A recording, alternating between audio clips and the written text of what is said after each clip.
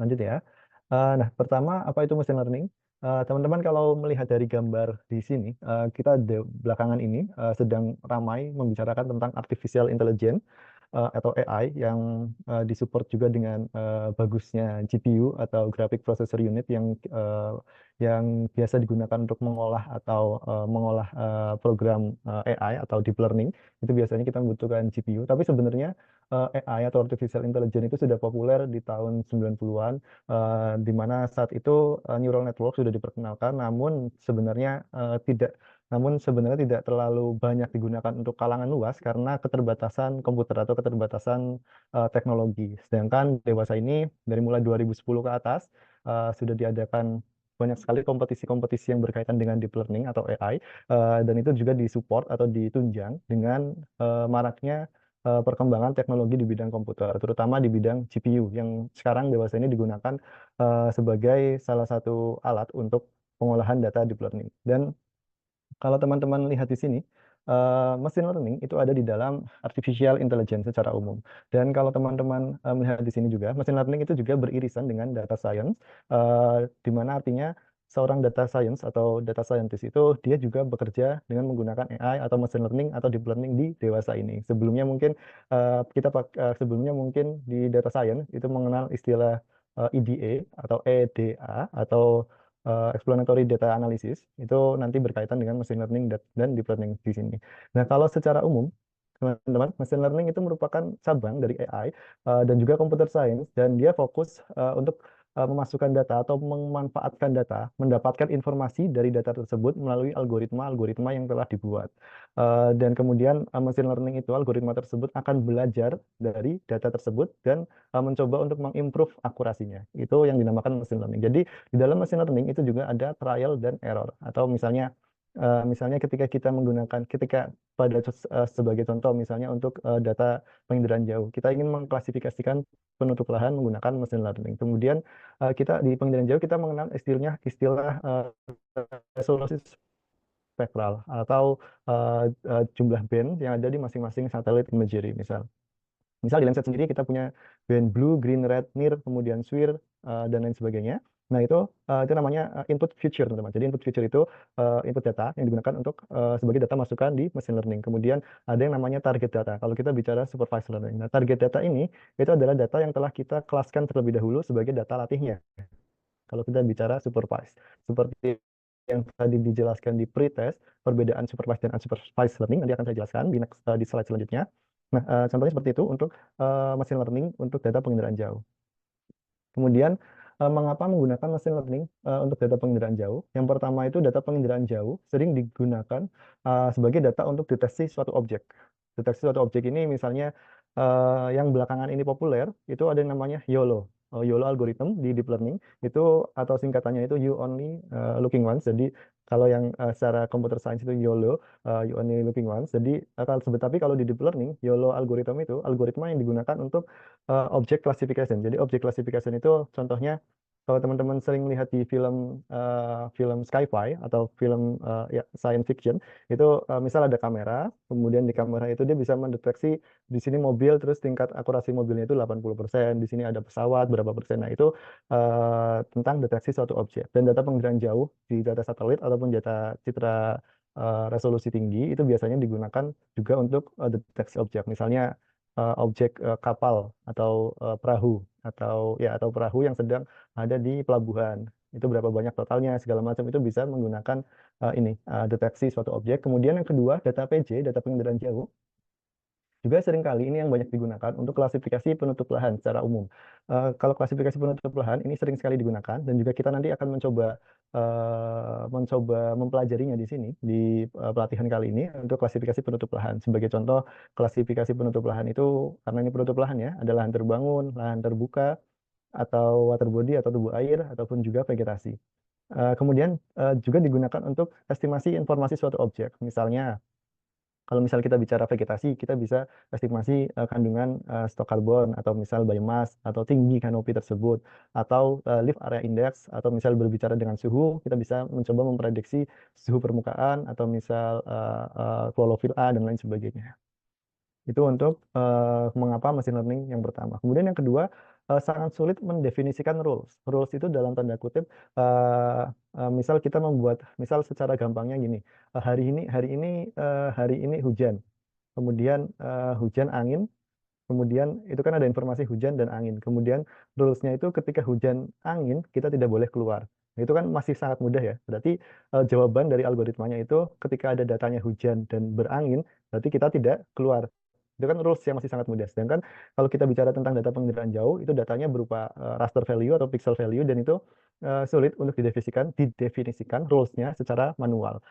Sebagai contoh tadi, ketika ada data itu misal hari ini terang, kemudian setelah hari ini cerah dan tidak berangin, berarti jawabannya keluar. Karena kalau cerah dan tidak berangin, itu rules-nya sangat mudah, yaitu kita bisa keluar. Tapi ketika kita bicara tentang data data yang sangat besar, misal data penginderaan jauh itu kan dia satu scene citra aja ada seribuan kali seribuan pixel. Itu kan berarti sudah jutaan total pixel.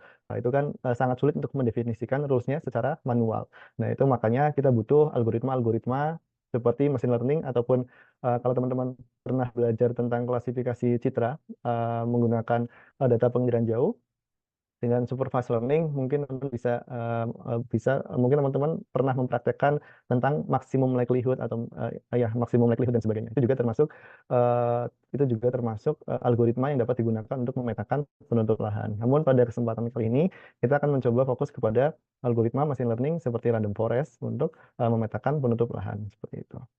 Kemudian kemudian yang ketiga, kelebihan machine learning adalah salah satunya dapat mempelajari pattern dari suatu data. Jadi ini berkaitan dengan unsupervised learning nanti. Kita akan coba mempraktekkannya juga. Oke, next ya. Ada chat dari kolom Zoom. Apakah data penginderaan jauh dapat digunakan untuk menentukan kawasan rawan longsor? Ya, jawabannya bisa. Bisa digunakan untuk menentukan kawasan rawan longsor. Tapi mohon maaf untuk di sesi kali ini kita tidak berkaitan dengan tema tersebut. Tapi jawabannya secara umum bisa. Kemudian untuk jenis-jenis machine learning, saya lanjutkan ya. Untuk jenis-jenis machine learning, ada 4 tipe secara umum. Yang pertama itu supervised learning. Secara umum yang paling banyak digunakan itu dua ini ya. Seperti digunakan di data penginderaan jauh, secara umum ada dua ini. Supervised learning, kemudian unsupervised learning. Supervised learning ini apabila kita mempunyai target data yang sudah terlabel. Terlabel itu maksudnya kita sudah mengkelaskannya terlebih dahulu sebagai data contoh. Misalnya, kita sudah mengkelaskan pixel ini ya pixel ini sebagai penutup lahan. Kemudian kita penutup lahan tubuh air. Misal pixel B penutup lahan vegetasi dan lain sebagainya. Itu berarti kita sudah mempunyai data contoh atau target data yang sudah terlabel.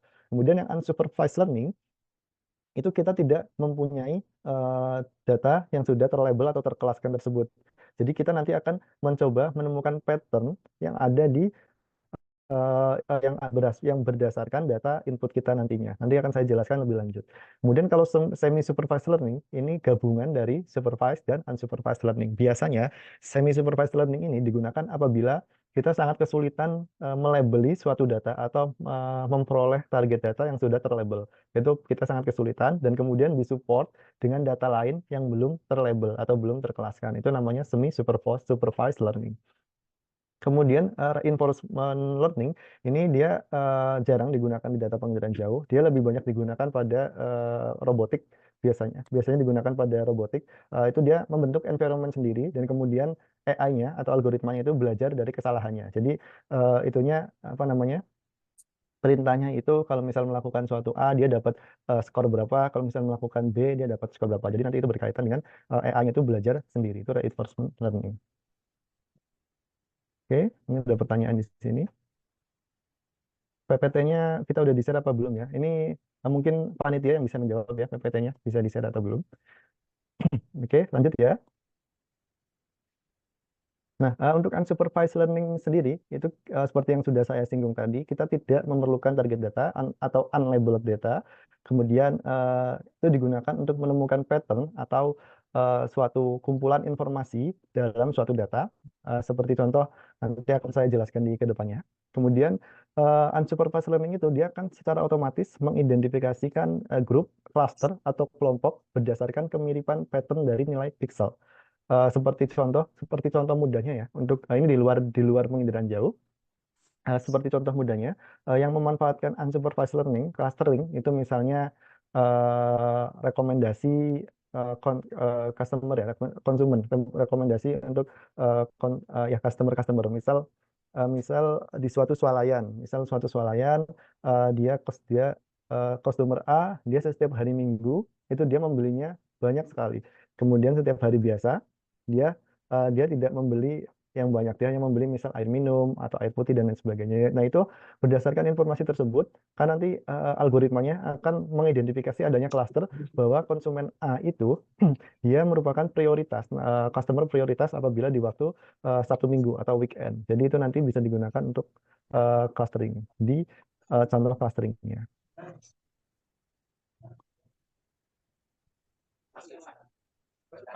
Kemudian ada pertanyaan lagi, apakah data pengendalian jauh GE update per hari, per minggu, atau per bulan? Misalnya kita punya keperluan untuk foto udara terbaru, apakah bisa menggunakan GE? Untuk data GE tersendiri, dia kebanyakan data citra satelit seperti Landsat, Sentinel, ataupun MODIS. Sedangkan kalau misal foto udara, itu sangat jarang, dan mungkin hanya sebagian kecil ada, tapi itu juga tidak terupdate dan tidak ada di seluruh dunia. Yang saya temukan hanya di daerah Amerika. Kemudian untuk update-nya itu bergantung resolusi temporal masing-masing citra satelitnya. Misal ada yang 16 hari sekali atau 1 bulan sekali atau yang modis 1 hari sekali dan lain sebagainya. Oke, next ya. Kemudian contoh dari algoritma unsupervised learning itu adalah K-mean clustering. Next. Kemudian untuk supervised learning sendiri, seperti yang sudah saya singgung, supervised learning itu memerlukan data yang sudah terlabel atau data yang sudah kita kelaskan terlebih dahulu sebagai data contoh, dan kemudian ini juga bisa digunakan untuk klasifikasi dan regresi. Kemudian contoh algoritmanya untuk supervised learning itu random forest, kemudian random forest itu ada dua, klasifikasi dan regresi, kemudian ada support vector mesin, kemudian ada decision tree, dan lain sebagainya. Sedikit dong.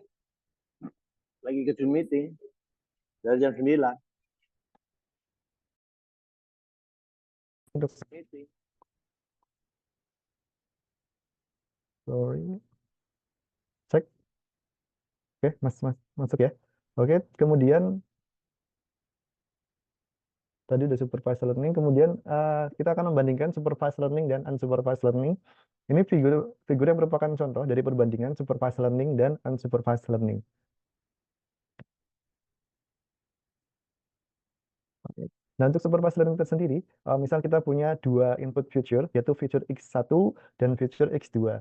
Misalnya, X1 itu tinggi, X2 itu tinggi orang, kemudian X1 itu berat badan. Nah, misal orang A, X1, X1-nya itu berapa berat badannya, kemudian tingginya berapa, orang B itu berapa, dan itu terkelaskan sebagai orang yang pendek, misal.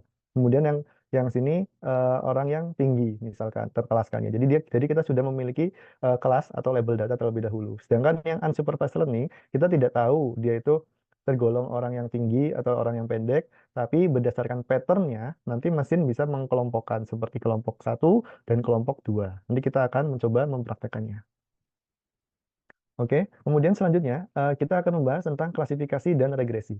Nah, untuk klasifikasi tersendiri itu datanya itu data tidak kontinu atau discrete, yaitu data misal kelas 1, 2, 3, 4, 5, 6 itu masuknya klasifikasi. Kemudian kalau regresi itu data outputnya, data targetnya itu kontinu. Seperti misal ketinggian suatu pohon itu kan data kontinu dari misal 0 meter sampai misal 30 meter. Atau misal lagi data suhu itu kan kontinu ya, misal Celcius 0 derajat sampai berapa atau minus berapa sampai berapa, itu kan kontinu. Nah, itu nanti masuk ke regresi.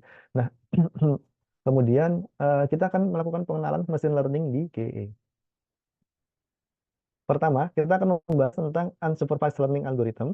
Pada pelatihan ini, kita akan belajar menggunakan K-mean clustering di GE. K-mean itu dia nanti akan memprediksi cluster. Eh, jadi kita mendefinisikan berapa cluster atau berapa grup yang ingin kita buat dalam suatu objek kita. Misal kita ingin melakukan penutup lahan, tetapi kita menggunakan unsupervised learning. Misal kita ingin mendapatkan 4 cluster, dan kita kan tidak tahu tuh.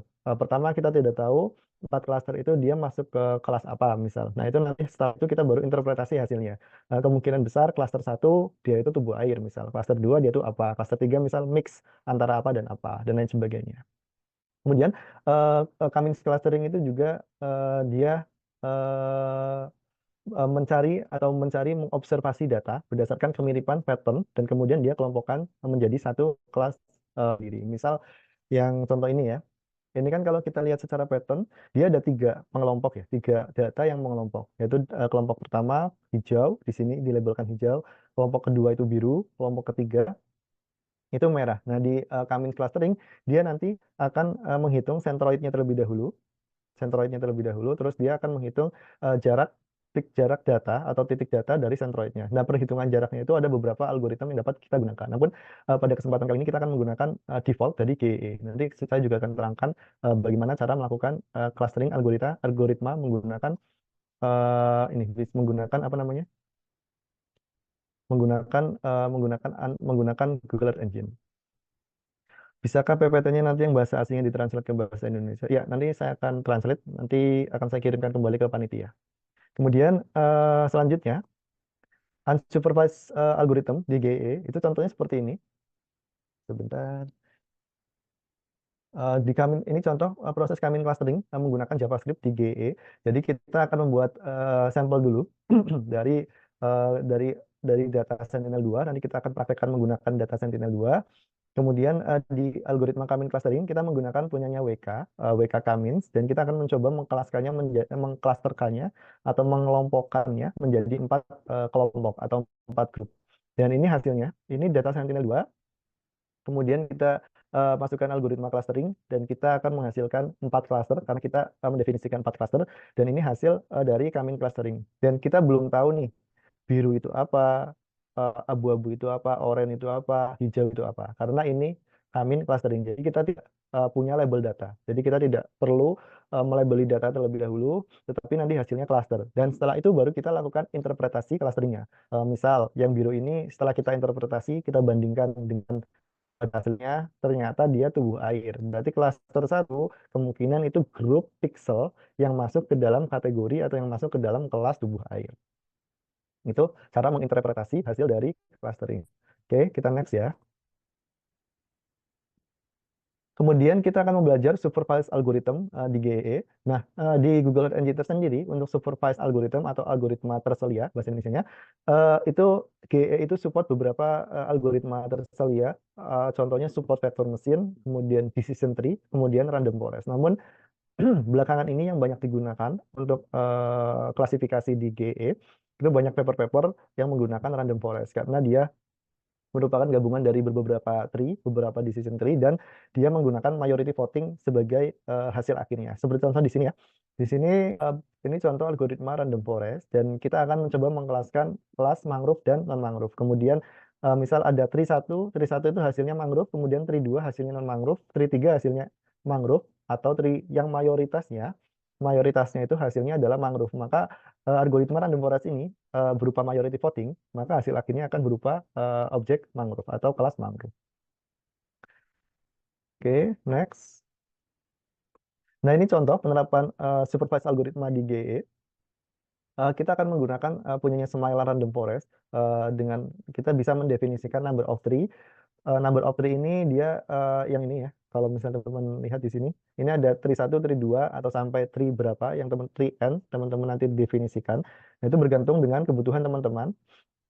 Mungkin secara general itu dia defaultnya 100, tapi nanti bisa teman-teman ubah jadi 150 dan lain sebagainya. Dan perlu dicatat itu banyaknya tree itu tidak mesti apa namanya hasilnya itu bagus, karena eh, setiap algoritma machine learning itu data spesifik dan site spesifik. Jadi misal misal untuk site di lokasi ini ternyata random forest lebih bagus daripada super vector machine, tetapi di lokasi yang lain super vector machine lebih bagus daripada random forest. Jadi itu tergantung data inputnya dan juga site spesifik. Jadi kita tidak bisa apa ya, tidak bisa mengatakan kalau random forest itu lebih bagus daripada SVM atau random forest lebih bagus daripada yang lainnya. Tapi itu tetap tergantung site spesifik atau tergantung data spesifik. Jadi nanti kita bisa mencoba mempraktekannya bagaimana caranya menghitung akurasi. Oke, next. Nah, untuk akurasi asesmen sendiri, saya akan jelaskan di selanjutnya, di materi yang selanjutnya. Jadi, untuk materi kali ini saya sudahi sampai di sini. Nanti setelah ini kita akan mencoba praktek, gitu teman-teman. Praktek yang pertama tentang time series terlebih dahulu. Setelah itu nanti baru kita mencoba mempraktekkan tentang unsupervised, kemudian kita mencoba mempraktekkan tentang pengambilan training sampel di GEE, kemudian kita akan mencoba mempraktekkan tentang bagaimana caranya akurasi asesmen di GEE itu sendiri. Nah, untuk selanjutnya, untuk yang akurasi asesmen ini saya akan jelaskan sekalian praktek. Jadi untuk yang selanjutnya itu ada yang namanya regression problem. Jadi regression problem itu datanya berupa continue. Data berupa continue itu tadi seperti contohnya suhu dan lain sebagainya, misal 0 derajat sampai berapa derajat itu continue. Nah, teman-teman, kalau kita bisa lihat di sini, eh, seperti contoh, will it be cold or hot tomorrow? Ini ada kelasnya, cold ataupun hot. Walaupun dia sebenarnya datanya continue, tapi sudah dikelaskan terlebih dahulu, maka ini masuknya ke supervised classification karena sudah terkelaskan terlebih dahulu. Nah, kalau regresi ini dia nilainya itu continue, nilainya itu value continue. Misal 84 derajat Fahrenheit atau berapa derajat Fahrenheit itu continue. Jadi ini yang dinamakan regresi. Nah, contoh untuk remote sensing sendiri, regresi itu bisa digunakan untuk land surface temperature, kemudian lift area index, tinggi pohon, dan biomass. Oke, untuk materi yang pertama sampai di sini dulu. Setelah itu kita akan praktek. Oke, apakah ada tujuan atau target tertentu untuk pemilihan SPM, DT, dan random forest? Untuk decision tree dan random forest, mungkin saya bisa menjawab ya, karena random forest itu dia merupakan extended version atau kepanjangan atau apa namanya ya, improvement dari decision tree, karena random forest itu terdiri dari banyak decision tree itu sendiri, jadi kemungkinan besar hasilnya lebih bagus random forest. Tapi untuk support vector machine dan random forest, itu tetap site specific dan data spesifik. Jadi untuk pemilihannya, teman-teman, sebenarnya kalau saya pribadi, lebih banyak melakukan trial and error terlebih dahulu. Misalnya saya melakukan misal klasifikasi mangrove dan non mangrove, kemudian saya pertama kali mencoba SPM, kemudian saya menggantinya dengan random forest, atau SPM juga kan dia kernelnya banyak, ada RBF dan lain sebagainya. Kita otak-atik terlebih dahulu, kemudian kita lihat hasilnya yang bagus yang mana, dan final akhirnya baru saya pakai yang hasilnya terbaik. Itu jadi tetap site spesifik dan data spesifik. Jadi tidak bisa di kunci mana yang lebih bagus. Tapi untuk DT dan random forest kemungkinan besar random forest itu better dari atau lebih baik dari decision tree itu sendiri. Seperti itu. Ada pertanyaan? Kalau tidak ada mungkin panitia bisa mengclose. Mas, bisakah dikasih contoh juga nanti mengenai random forest regression? Untuk random forest regression di GE itu setahu saya belum ada. Jadi di GE itu nanti ada kalau nggak salah decision tree regression atau linear regression, hanya linear regression sederhana. Tapi nanti kita akan coba explore ya. Nanti kita akan coba explore, tapi itu di hari selanjutnya, di hari kedua. Namun di hari kedua besok saya hanya akan memberikan contoh tentang linear regression sederhana. Oke? Ya, mungkin kita lanjut ke praktek ya teman-teman. Saya akan menyiapkan prakteknya terlebih dahulu. Mohon tunggu sebentar.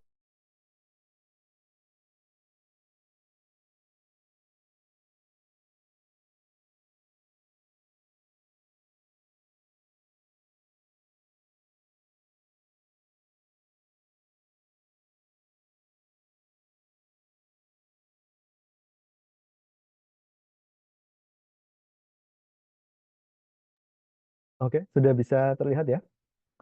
Untuk hari ini kita akan pertama kali melakukan membuat time series chart GE, kode GE di sini menggunakan data analisis 3D data. Jadi teman-teman kalau yang belum mengikuti materi sebelumnya atau belum mengikuti bukan presentasi, apa namanya, pelatihan sebelumnya, mungkin saya akan menjelaskan terlebih dahulu, menjelaskan lagi bagaimana caranya jalannya pelatihan saya di sini, karena perlu kita ketahui pesertanya juga lumayan banyak, di atas 100 orang. Jadi saya tidak bisa menjelaskan atau apa namanya, mengajari per orang masing-masing atau satu orang seperti itu. Jadi nanti sistemnya di modul itu sudah disediakan ini GE code link atau kode linknya dari masing-masing partnya. Ini part pertama, time series chart.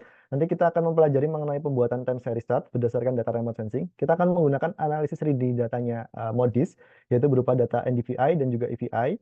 Kemudian kita akan mencoba menganalisis dari waktu ke waktu, dari misal dalam rentang waktu 1 tahun, kondisi nilai value NDVI maupun EVI pada kalau di sini saya memberikan contoh penutup lahan mangrove itu seperti apa, seperti itu ya. Nah, nanti teman-teman pertama, ini saya jelaskan dari awal ya, karena mungkin ada beberapa teman-teman yang belum pernah apa namanya, belum pernah mengikuti pelatihan yang sebelumnya. Jadi akan saya jelaskan dari awal bagaimana berjalannya pelatihan ini. Yang pertama teman-teman buka dulu Auth Engine akun teman-teman. Oke, teman-teman bisa sekalian praktek atau bisa sekalian mengikuti ya, ataupun hanya melihat saja tidak apa-apa. Dan saya tidak bisa mengecek secara satu persatu peserta pelatihan. Jadi metodenya seperti ini. Teman-teman buka Auth Engine teman-teman, jangan lupa sudah login ya. Kemudian teman-teman klik new aja, kemudian buat file baru. Ini contohnya sesi 2. Nama filenya saya sesi 2. Oke. Nah, kemudian buka filenya. Nah, nanti saya akan membuka setiap partnya. Saya sudah sediakan GE Code link-nya. Jadi GE Code link di sini teman-teman bisa buka. Diklik saja, tinggal klik. Oke, allow. Nah, kemudian di sini sudah langsung masuk ke code-nya ya, teman-teman. Code dari yang sudah saya buat terlebih dahulu. Ini materi pertama, time series menggunakan time series chart menggunakan data MODIS Vegetation Index. Oke. Nah, nanti metodenya saya akan mengcopy misal nih, line 1 dan line 2. Saya akan copy, kemudian saya akan paste di sini. Dan nanti akan saya jelaskan satu persatu mas per line-nya apa itu dan juga apa namanya? Dan juga cara kerja atau apa yang ada di belakang code-nya itu sendiri. Karena ini kelas intermediate, teman-teman. Jadi saya tidak menjelaskan dari awal maksudnya variabel itu apa dan lain sebagainya itu apa. Mungkin teman-teman bisa mengetahui atau mencari tahu tersendiri. Karena kan teman-teman ini masuk ke kelas intermediate, jadi saya beranggapan teman-teman sudah pernah setidaknya melakukan komposit atau membuat komposit citra penginderaan jauh di GE. Karena ini kelas intermediate, oke? Oke, nah teman-teman juga kalau misal kalau tidak salah, panitia juga sudah memberikan data, memberikan data apa namanya EOI. Nah, data EOI itu save filenya itu, teman-teman silakan bisa upload di aset. Atau kalau misalnya teman-teman punya area kajian sendiri, nanti kita akan coba buat area kajian sendiri. Nanti teman-teman bisa upload di aset sini. Nah, itu ada di materi sebelumnya sebenarnya. Jadi, pada kesempatan ini saya tidak akan menjelaskannya dari awal, hanya mereview saja. Di aset ini nanti new, kemudian save file, kemudian select, dan kemudian upload area kajian yang sudah apa namanya, berikan oleh panitia. Atau kalau tidak, atau kalau misal teman-teman mau area kajian teman-teman sendiri, nanti kita akan coba fasilitasi pembuatannya gimana. Oke? Di sini. Oke. Kemudian habis itu tinggal klik upload di sini. Jadi nanti sudah aset ID-nya jangan lupa diubah. Terus nanti upload di sini. Oke. Itu untuk upload aset. Nah, untuk yang pertama, kalau misal kita yang pertama ini wilayah kajiannya saya drawing sendiri. Yang pertama itu kalau tidak salah di daerah Bali. Ini teman-teman bisa praktekkan ya. Di GE sendiri saya review lagi ya, ada tiga Windows. Windows kiri itu untuk script, doc, dan asset. Windows tengah itu untuk pembuatan scriptnya, untuk running, kemudian save, dan lain sebagainya. Windows kanan itu untuk outputnya. Ada output inspector, ada console untuk output print, dan juga ada task untuk output download. Kemudian yang bagian bawah itu muka petanya. Ini teman-teman bisa drag menggunakan ini apa namanya tangan, kemudian bisa membuat data vektor, bisa kotak, poin dan lain sebagainya. Dan ini nanti kita akan bahas di pengambilan training sampel. Oke. Nah, kemudian saya akan mempraktekkan terlebih dahulu di sini yang pembuatan time series menggunakan data vegetation index, yaitu data MODIS, analisis 3D data. Oke. Pertama, saya akan menentukan area kajiannya terlebih dahulu. Nah, karena ini contohnya nanti di objek mangrove ya, penutup lahan mangrove. Dan di sini kalau teman-teman lihat di Bali ini di sini di sekitar bandara ya, ada mangrove di sini.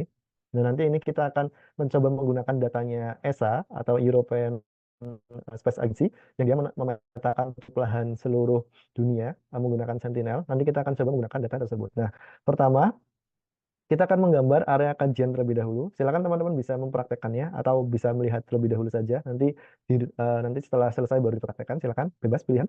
Kemudian kita akan membuat area kajian di sekitar sini ya. area kajian atau AOI atau area of interest di sekitar sini, kita tinggal klik ini, draw a rectangle. Oke, sudah. Kemudian kita klik di area kajian kita. Kemudian klik lagi. Nah, ini kita sudah membuat area kajian. Nanti area kajian kita berupa satu kotakan ini. Oke. Nah, nanti baru kita ganti. Ini kan dia namanya masih geometri ya. Nanti kita bisa ganti di sini setting, edit layer properties, ganti namanya jadi AOI, klik OK. Atau di sini juga bisa kita klik AOI, oke.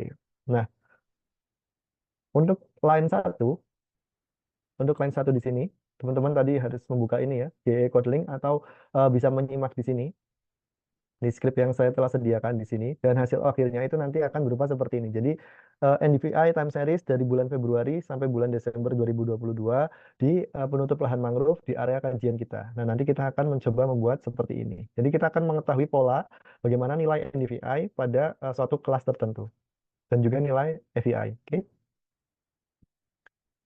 Oke, kita yang pertama ini dulu, satu dan dua, kita copy di, silakan teman-teman membuat file baru. Nah, kemudian kalau di GE, di JavaScript sendiri, slice itu komen, jadi tidak tereksekusi di programnya.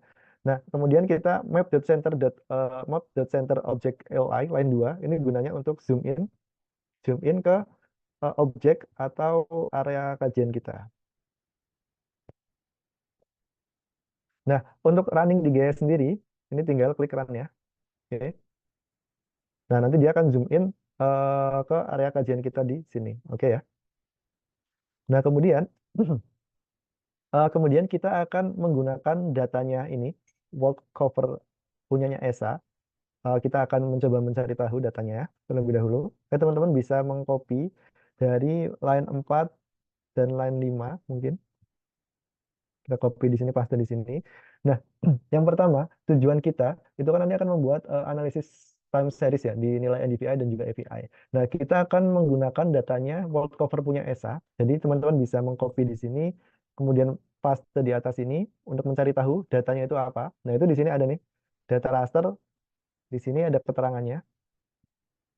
Dia merupakan data line cover produknya ESA di tahun 2021, resolusi 10 meter, dan juga ada beberapa kelas yang disediakan di sini. Ada tree cover, subline, grassland, cropland, build up, dan lain sebagainya, dan termasuk kelas mangrove di sini. Oke?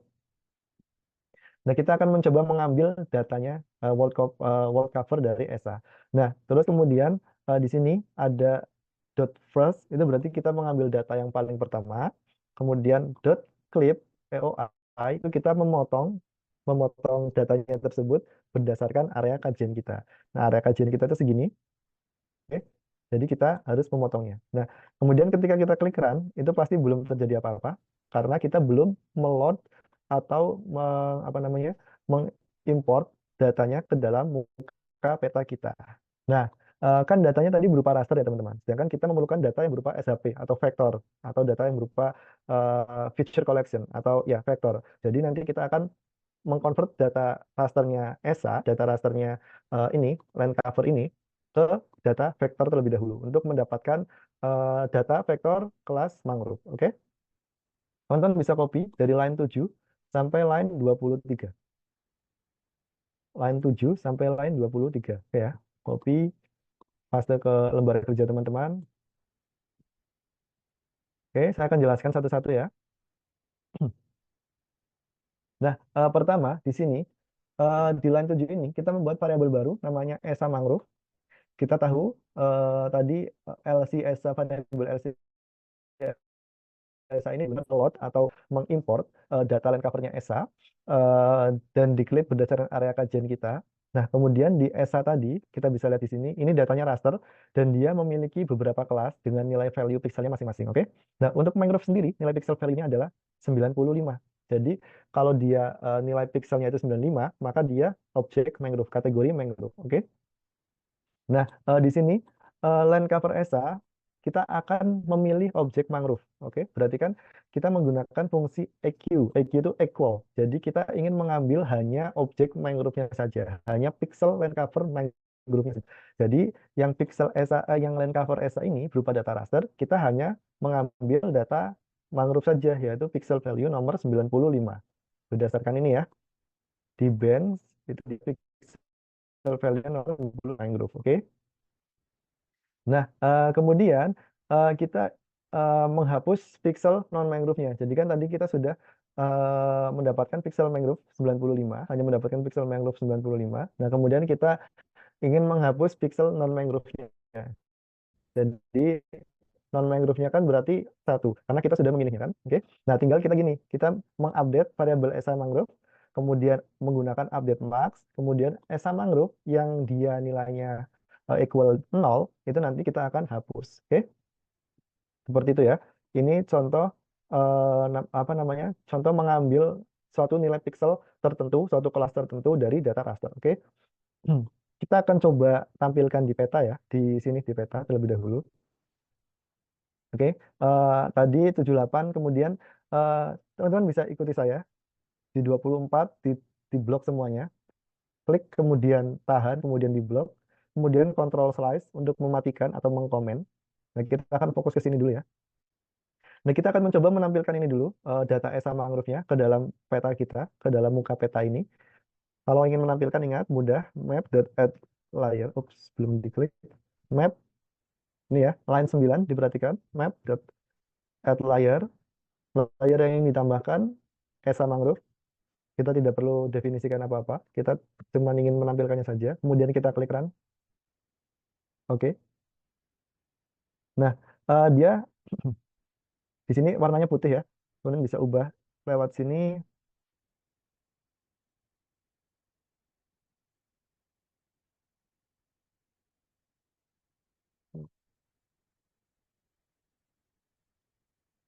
Oke, jadi ini objek mangrove atau raster pixel mangrove yang sudah kita ambil dari punyanya Landcover ESA.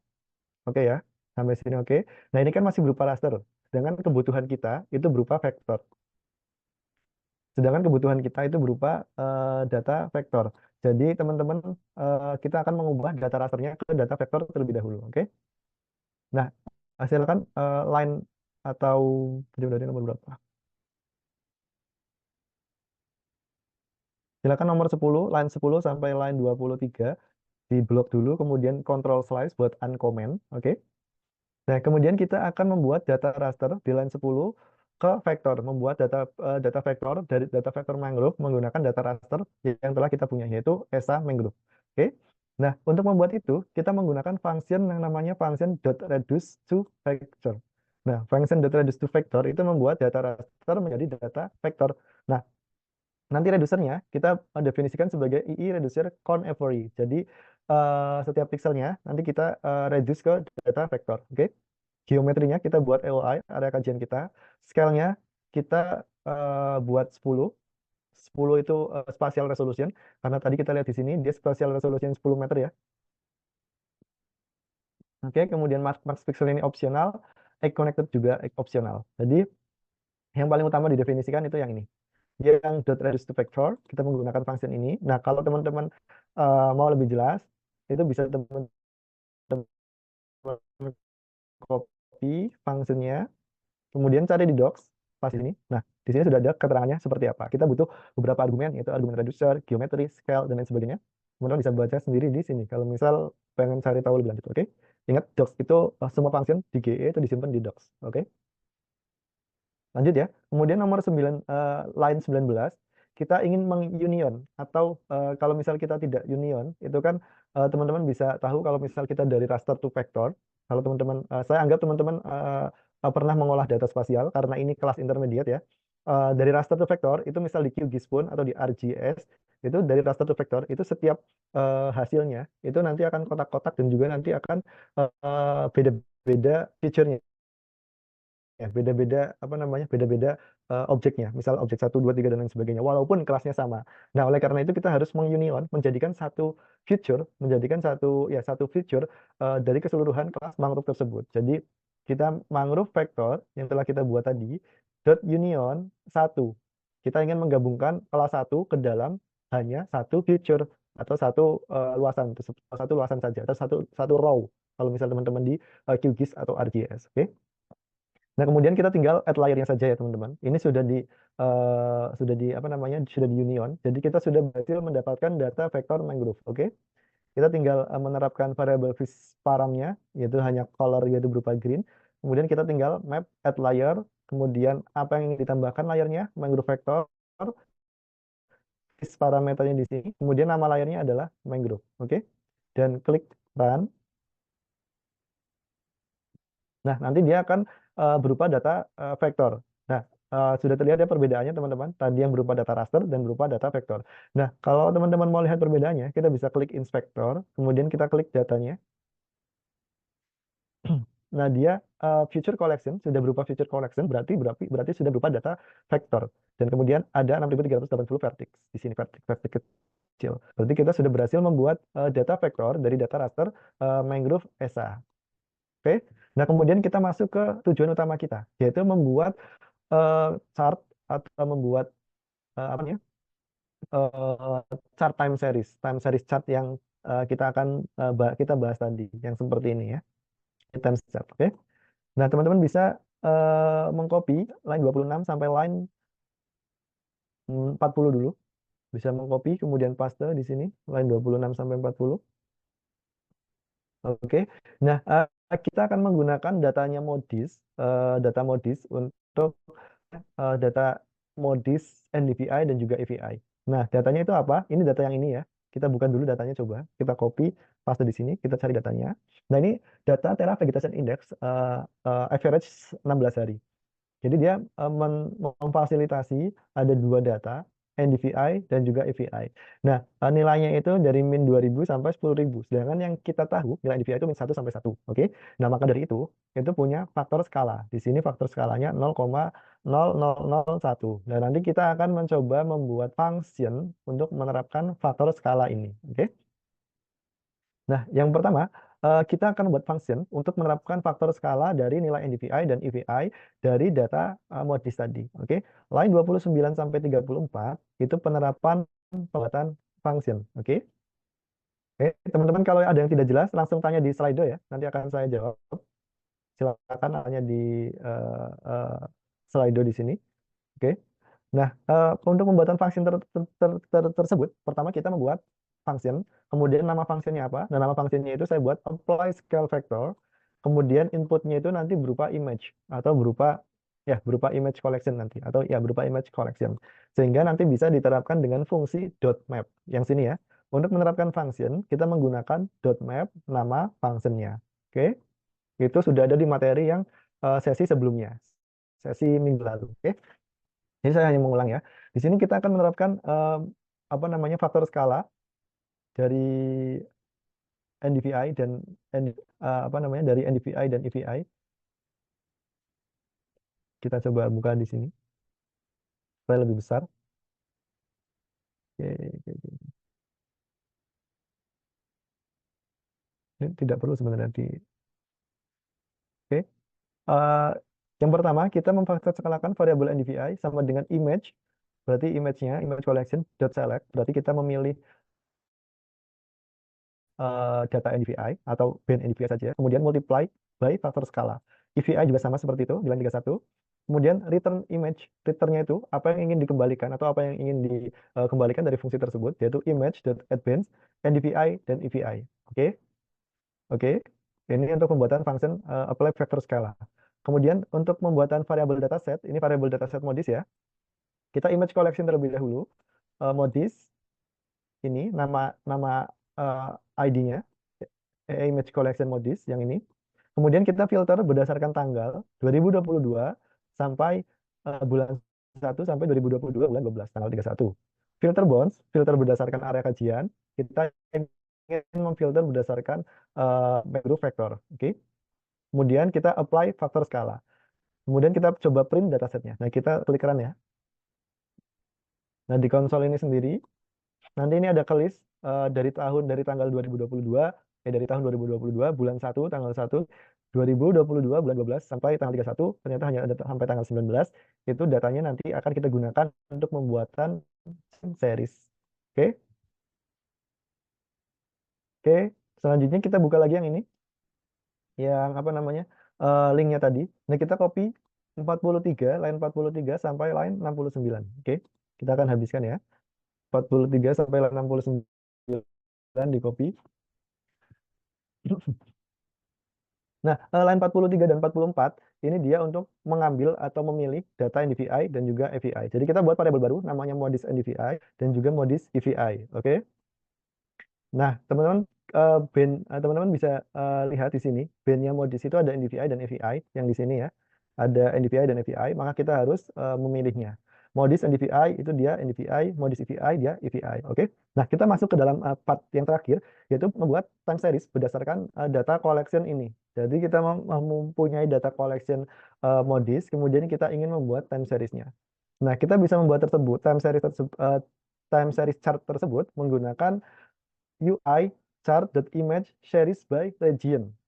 Oke, series by region ini kita ingin membuat series berdasarkan data atau kelas mangrove saja. Jadi nanti nilai NDVI-nya itu hanya nilai NDVI yang masuk ke dalam kelas mangrove karena kita sudah ya tadi kita sudah membuat kelas mangrove di sini. Oke, vektor mangrove di sini. Oke ya. Nah, eh, kalau teman-teman mau tahu lebih jauh, kita bisa copy seperti tadi, kemudian di docs ini dipaste. Nah, ini ada by region. Jadi data yang perlu argumen yang diperlukan itu yang pertama image collection. Image collection kita sudah punya ini ya, image collectionnya modis sudah punya. Regionnya kita sudah punya. Regionnya apa? Regionnya tadi mangrove vector. Oke. Kemudian region reducer. Kita ingin mengetahui nilai rata-rata. Maka kita reducernya adalah ii reducer.min. Nilai rata-rata. Oke. Kemudian yang selanjutnya kita ingin yang diperlukan adalah scale-nya, kemudian band name. Band name-nya itu ada band NDVI, oke. Kemudian scale-nya itu 250. Scale-nya itu berkaitan resolusi 250 meter. Dan kemudian ada start day dan end day itu dia pakai yang sistem time start kemudian sistem index, oke. Nah, kemudian kita pilih chart type-nya itu line chart ya. Karena kita ingin membuat line chart seperti ini. Jadi nanti kita bisa tahu polanya. Dalam 1 tahun itu objek mangrove nilai NDVI-nya seperti apa. Kita legend-nya kita buat non aja. Title-nya, judulnya itu time series NDVI. Kemudian horizontal axis-nya itu Z. Kemudian vertical axis-nya itu NDVI. Untuk EVI itu juga sama. Tinggal diganti EVI saja. Dan kemudian tinggal diganti title-nya. Oke. Nah, setelah pembuatan plot tadi, variabel plot, kita bisa melakukan display-nya seperti ini dengan print plot NDVI, print plot AVI. Oke. Kemudian kalau kita run, kita coba run ya. Nah, nanti chart-nya itu akan tampil di sini, Windows Console. Oke. Ditunggu, mungkin agak lama.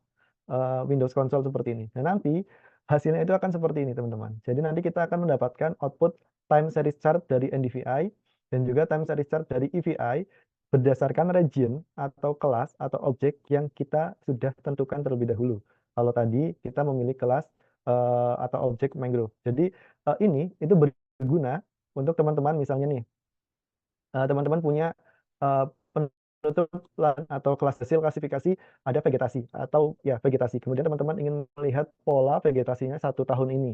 Di bulan apa saja dia tinggi, di bulan apa saja dia rendah. Nah, itu kan bisa digunakan NDVI atau EVI ya. Nah, kita bisa lihat di sini, kita bisa bandingkan hasilnya. Baik itu NDVI dan EVI, polanya itu hampir mirip di sini. Kita bisa klik yang sebelah sini ya. Nah, baik NDVI maupun EVI itu polanya hampir mirip. Dia di bulan Januari awal dia tinggi, kemudian di sini.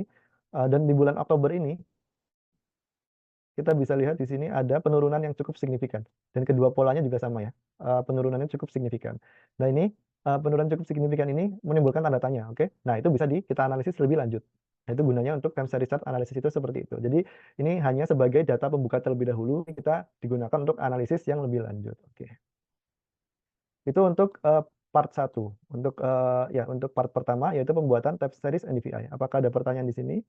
Oke, tidak ada ya. Teman-teman bisa langsung bertanya di sini. Kalau misal ada pertanyaan bisa langsung bertanya di Slido sehingga saya bisa langsung menjawabnya. Oke, atau nanti di sesi akhir ketika Q&A. Oke, untuk sesi yang pertama pengenalan time series chart itu sampai di sini. Jadi pada intinya kita output akhirnya itu berupa ini ya. Berupa kita pembuatan time series NDVI chartnya dan juga EVI chartnya. Dan kita juga tadi telah belajar mengubah data raster menjadi data vektor. Oke. Untuk part pertama saya sudahi. Yang pertama time series chart. Kemudian kita move ke part kedua. Nah, part kedua itu kita akan menjelaskan tentang unsupervised learning menggunakan GE. Oke. Saya izin minum terlebih dahulu.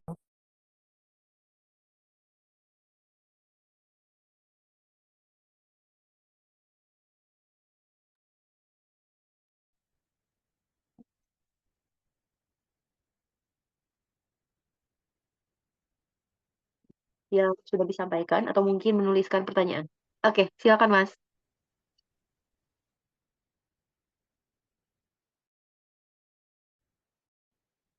Ya, bisa saya lanjut ya? Oke, bisa saya lanjut. Kemudian yang selanjutnya, materi selanjutnya, kita akan mencoba mempraktekkan unsupervised learning di GE. Nanti kita akan coba membuat K-mean clustering atau K-mean clustering.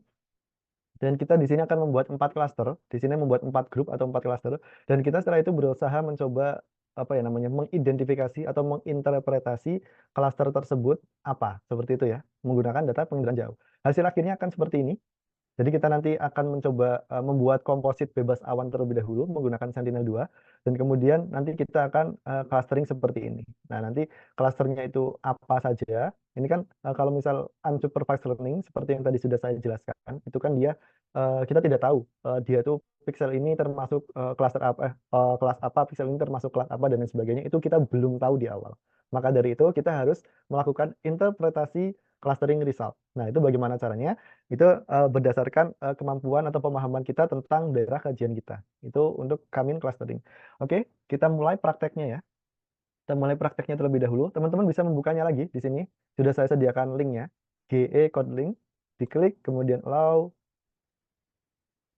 Ini, oke. Sekali lagi, kalau misal ada pertanyaan, silakan langsung bertanya saja di sini ya. Oke. Nah, untuk yang unsupervised learning, itu saya mengambil contohnya di daerah Palembang kalau tidak salah teman-teman. Jadi saya reload aja ya, reload terlebih dahulu supaya memulai lembar kerja yang baru. Oke, tadi di sini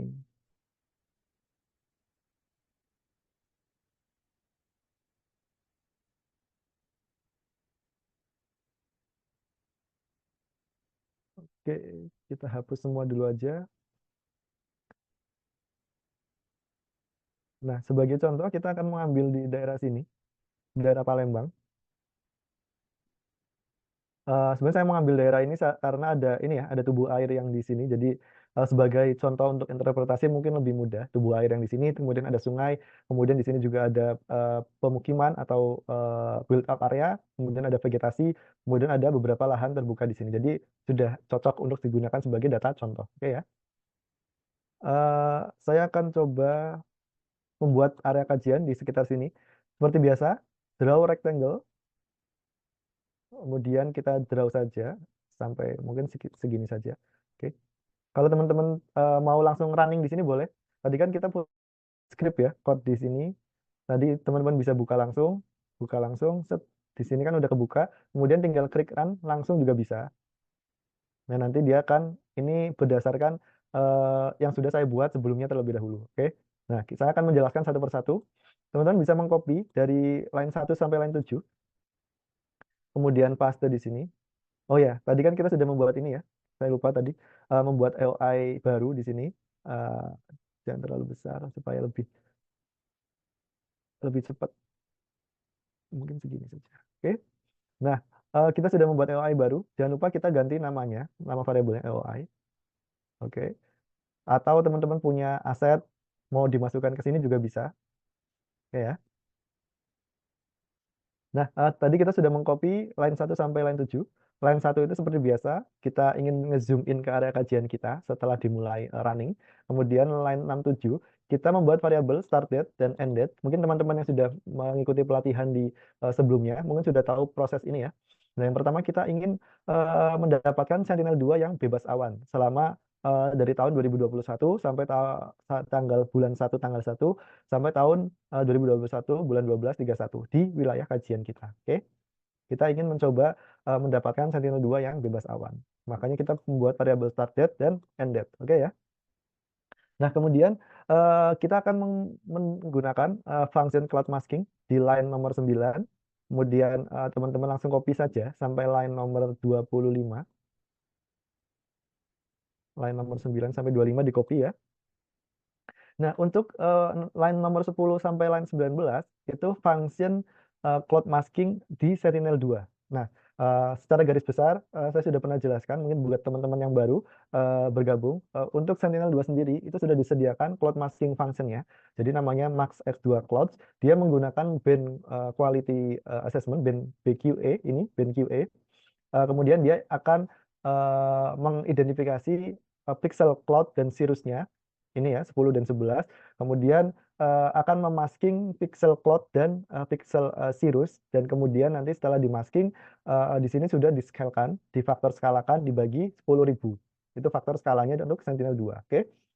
Nah, setelah itu kita ingin mendapatkan data Sentinel-2-nya, teman-teman. Oke. Kita membuat variabel baru line 21. Variabel baru, nama variabelnya S2 underscore dataset, variabel Sentinel-2. Oke. Kita ii.imageCollection di sini, terus image collection-nya ID-nya yaitu ini Copernicus /S2 underscore SR underscore harmonies, berarti Sentinel-2. Kalau teman-teman mau tahu lebih detail, mungkin bisa di copy sekali lagi di sini, di paste. Kita pakai yang ini ya, level 2A ini. Nah, nanti teman-teman bisa cari tahu sendiri, ada explore di sini, kemudian dia bandnya itu apa aja, ada band 1, 2, band near, blue, green, dan lain sebagainya. Oke. Kemudian kita filter berdasarkan area kajian kita yang telah kita buat, filter bounds. Kemudian kita filter tanggalnya, rentang tanggalnya. Kemudian kita filter berdasarkan cloudly pixel percentage-nya, yaitu sebesar 20%. Nah, kemudian kita terapkan algoritma masking awannya di sini. Oke ya. Sampai sini bisa dilanjutkan ya. Kalau ada pertanyaan silakan langsung di slide. Kemudian kita membuat komposit dan memotong citra berdasarkan area kajian. Teman-teman bisa copy dari 27 sampai 30. Paste. Nah, line 28 kita membuat komposit median berdasarkan data apa namanya collection data Sentinel-2 ini. Oke. Kita buat variabel baru namanya varsen2 sama dengan variabel baru namanya varsen2. Kita median atau membuat komposit median dari S2 dataset, kemudian kita clip LI-nya. Oke ya. Nah, kemudian sen2 variabel ini kita update. Kita hanya mengambil band 2, band 3, band 4, 8, 11, 12. Yang kalau kita tahu di sini, band 2 itu blue, band 3 green, band 4 red, kemudian band 8 itu near, kemudian band 11, 12, SWIR 1 dan SWIR 2. Oke. Nah, sampai sini berarti kita sudah punya data Sentinel-2 kita yang dia kemungkinan besar bebas awan, dan kita sudah memilih band 2, 3, 4, 8, 11, 12 sebagai input datanya. Kita coba print ya. Print S2. Print Sentinel-2 variabelnya tadi yang telah kita buat. Oke. Nah, kita coba print di sini. Nah, sini sudah ada 6 band, yaitu band 2, 3, 4, 8, 11, 12 yang tadi kita buat. Oke ya. Aman di sini ya. Nah, kita ingin mengeceknya terlebih dahulu. Oke, kalau kita ingin mengeceknya terlebih dahulu, kita bisa menggunakan ini. Teman-teman, line 47 di link yang tadi, di copy ya. Line 47 di copy di bawahnya sini, dan line 50. Oke. Nah, oke. Nah, yang ini kita membuat visualisasi untuk Sentinel-2, variabel visualisasi untuk Sentinel-2 dengan nilai minimumnya 0 untuk visualisasinya, maksimumnya 0,3. Sekali lagi, nilai minimum dan maksimum ini berdasarkan tentang rentang pixel citranya. Kemudian bandnya, kompositnya kita warna asli 432. Kemudian kita map at dot layer. Oke, kita coba running ya. Kita coba running. Nah, ini hasilnya pembuatan citra bebas awan Sentinel-2 di tahun 2022, di tahun 2021 di daerah kita, di daerah kajian yang tadi kita buat. Teman-teman bisa mencoba membuatnya di area kajian lainnya. Oke. Nah, setelah itu teman-teman kita akan masuk ke Kapin clustering menggunakan GE. Bisa copy line 32 sampai line akhir ya, 51 sekaligus. Oke, di sini saya copy line 32 sampai line akhir. Oke, aman ya. Nah, saya akan menjelaskan terlebih dahulu. Untuk membuat clustering, kita memerlukan data sampelnya. Nah, data sampel kan tadi kita sudah membuat input datanya, yaitu Sentinel-2 dengan band 2, 3, 4, 8, 11, 12. Nah, kita punya data ini nih. Nah, kita akan membuat sampel dari data ini. Oke, oleh karena itu, kita membuat variabel baru, line 35, variabel baru, namanya variabel sampel, sama dengan send2.sample. Kita menggunakan function sample. Bisa copy, paste di sini, sampel ini ya. Kita butuh region dan scale-nya. Yang paling utama adalah region dan scale-nya. Oke. Nah, untuk region-nya, itu AOI kita atau area kajian kita, scale-nya 10 atau resolusi spasial Sentinel-2 10 meter. Oke. Nah, dari sini kita sudah berhasil membuat apa namanya? Variabel sampel. Kita bisa coba print ya. Kita coba matikan dulu yang bawahnya. Matikan. Ingat kalau matikan secara gampang, blok semuanya, control slice. Oke. Kita tinggal print di sini sampel. Kita akan mencoba ngeprint sampelnya. Nah, nanti akan berupa future collection karena ini datanya lumayan besar, jadi dia lebih dari 5.000 elemen, jadi tidak bisa di print, oke? Tapi sudah berupa future collection, oke ya? Oke, selanjutnya kita akan sini menerapkan algoritma Kamin clustering di GE. Oke. Nah, untuk membuat variabel untuk membuat Kamin clustering di GE, kita menggunakan modul punyanya WK. Jadi ada modul namanya ii.cluster WK Kamins. Kita bisa melihat deskripsinya di sini. Ingat kalau mau melihat keterangan semua modul ataupun function, kita bisa mengkopinya kemudian di doc sini ya. Itu sangat mudah di sini. Nah, untuk ii.cluster.wk Kamins itu fungsinya untuk mengklasterkan data menggunakan algoritma Kamins. Oke. Nah, kita perlu di sini number of cluster yang perlu didefinisikan. Yang perlu didefinisikan adalah number of cluster. Jadi berapa banyak cluster output atau output cluster yang akan kita buat. Nah, sebagai contoh di sini kita buat 4. Nah, sedangkan argumen lainnya kita buat default ya. Teman-teman bisa istilahnya mengeksplor sendiri nanti. Tapi untuk pelatihan kali ini kita buat default. Number clusternya 4. Kemudian kita pilih .train. Yaitu kita ingin melatih ininya dengan sampel yang telah kita buat di sini. Oke? Oke ya. Nah, setelah itu berarti kita variabel line 42 itu kita membuat training untuk algoritma Kamin clustering. Nah, variabel 43 line 43 ini untuk menerapkan atau mengapply atau mengaplikasikan atau dalam bahasa kalau kita di deep learning itu inference. Inference itu dia memasukkan data memasukkan data baru yang sebagai data baru untuk algoritma yang sudah dilatih. Nah, itu kita send to itu datanya kita ya, Sentinel-2 di sini. Kita pasang Sentu secara keseluruhan, kemudian menggunakan algoritma Kamin yang sudah didefinisikan sebelumnya. Oke? Nah, kita sudah berhasil membuat Kamin clustering di GE. Nah, untuk menampilkannya itu seperti ini. Kita hidupkan lagi yang di bawah.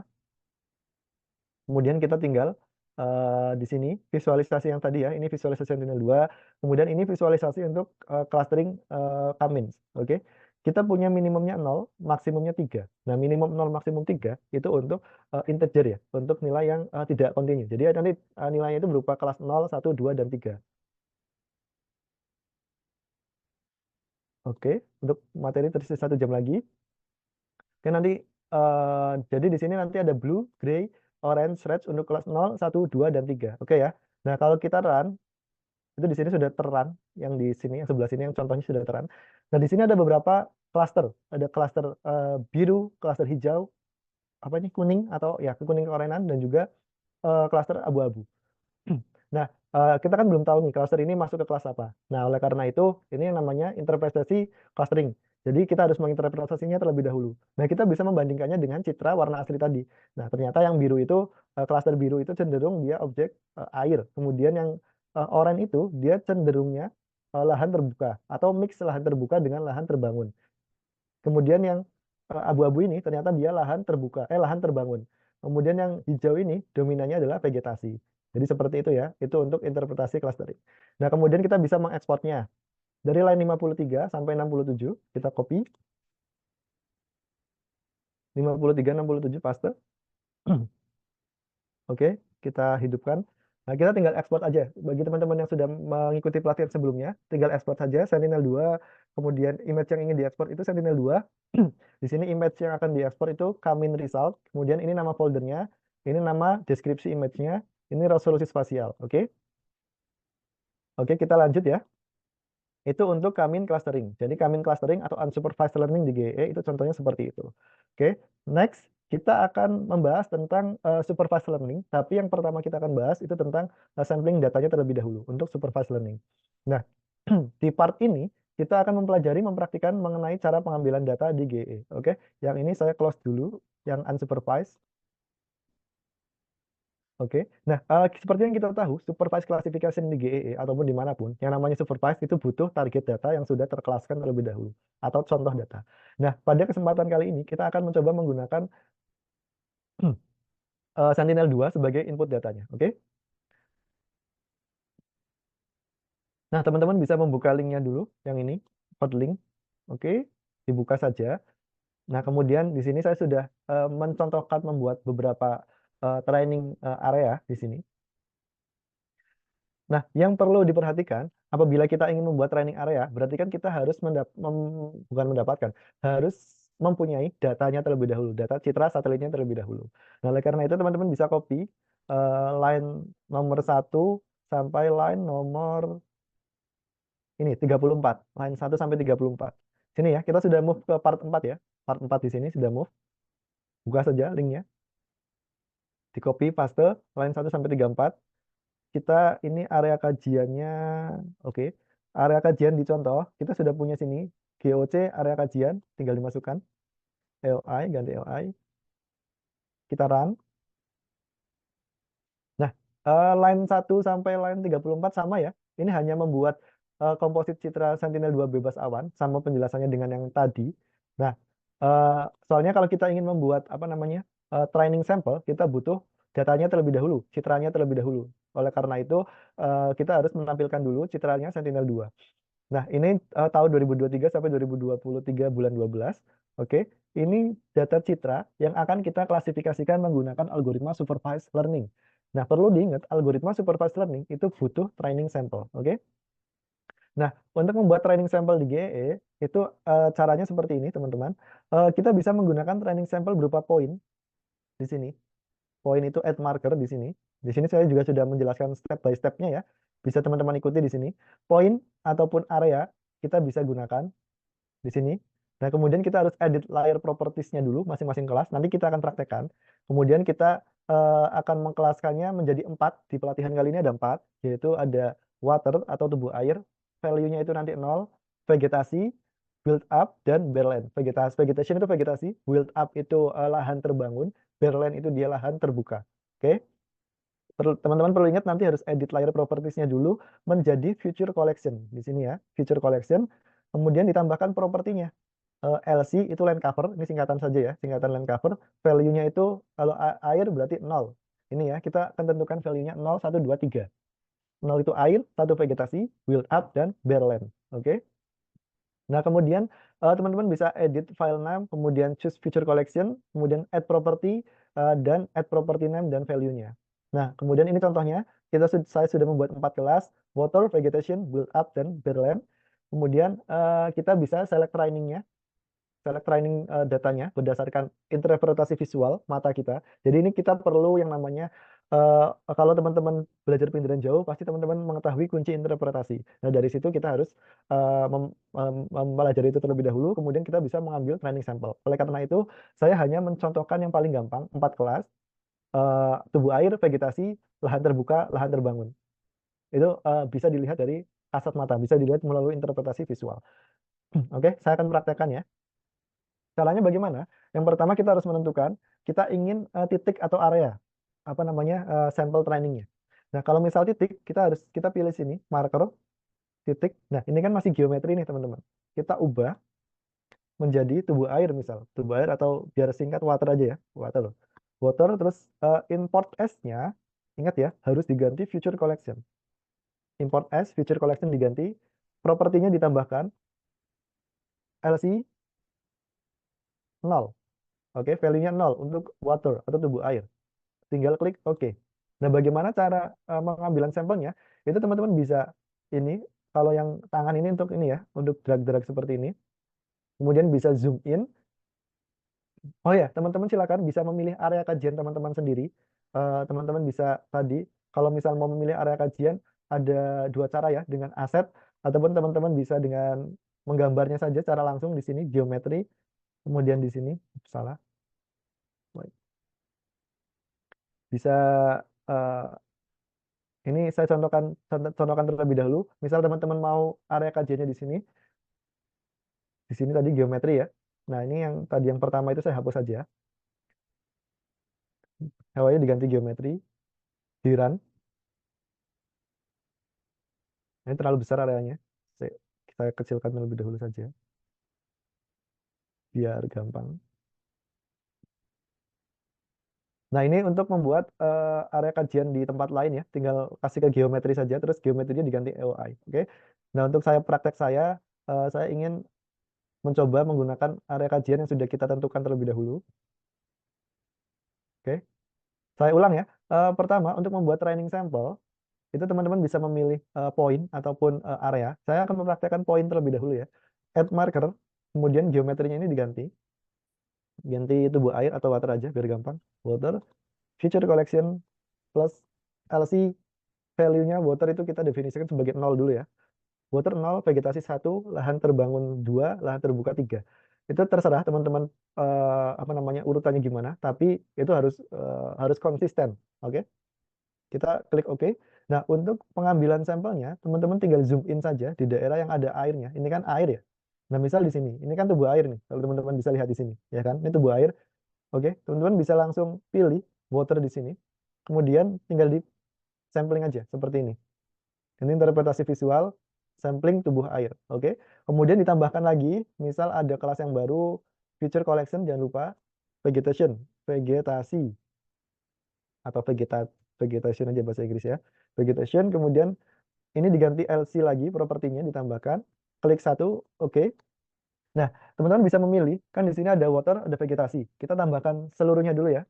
Eh, ini build up, feature collection, properties, LC, dua berarti build up kan. Oke. Kemudian satunya apa setelah build up? Berland ya. Build up.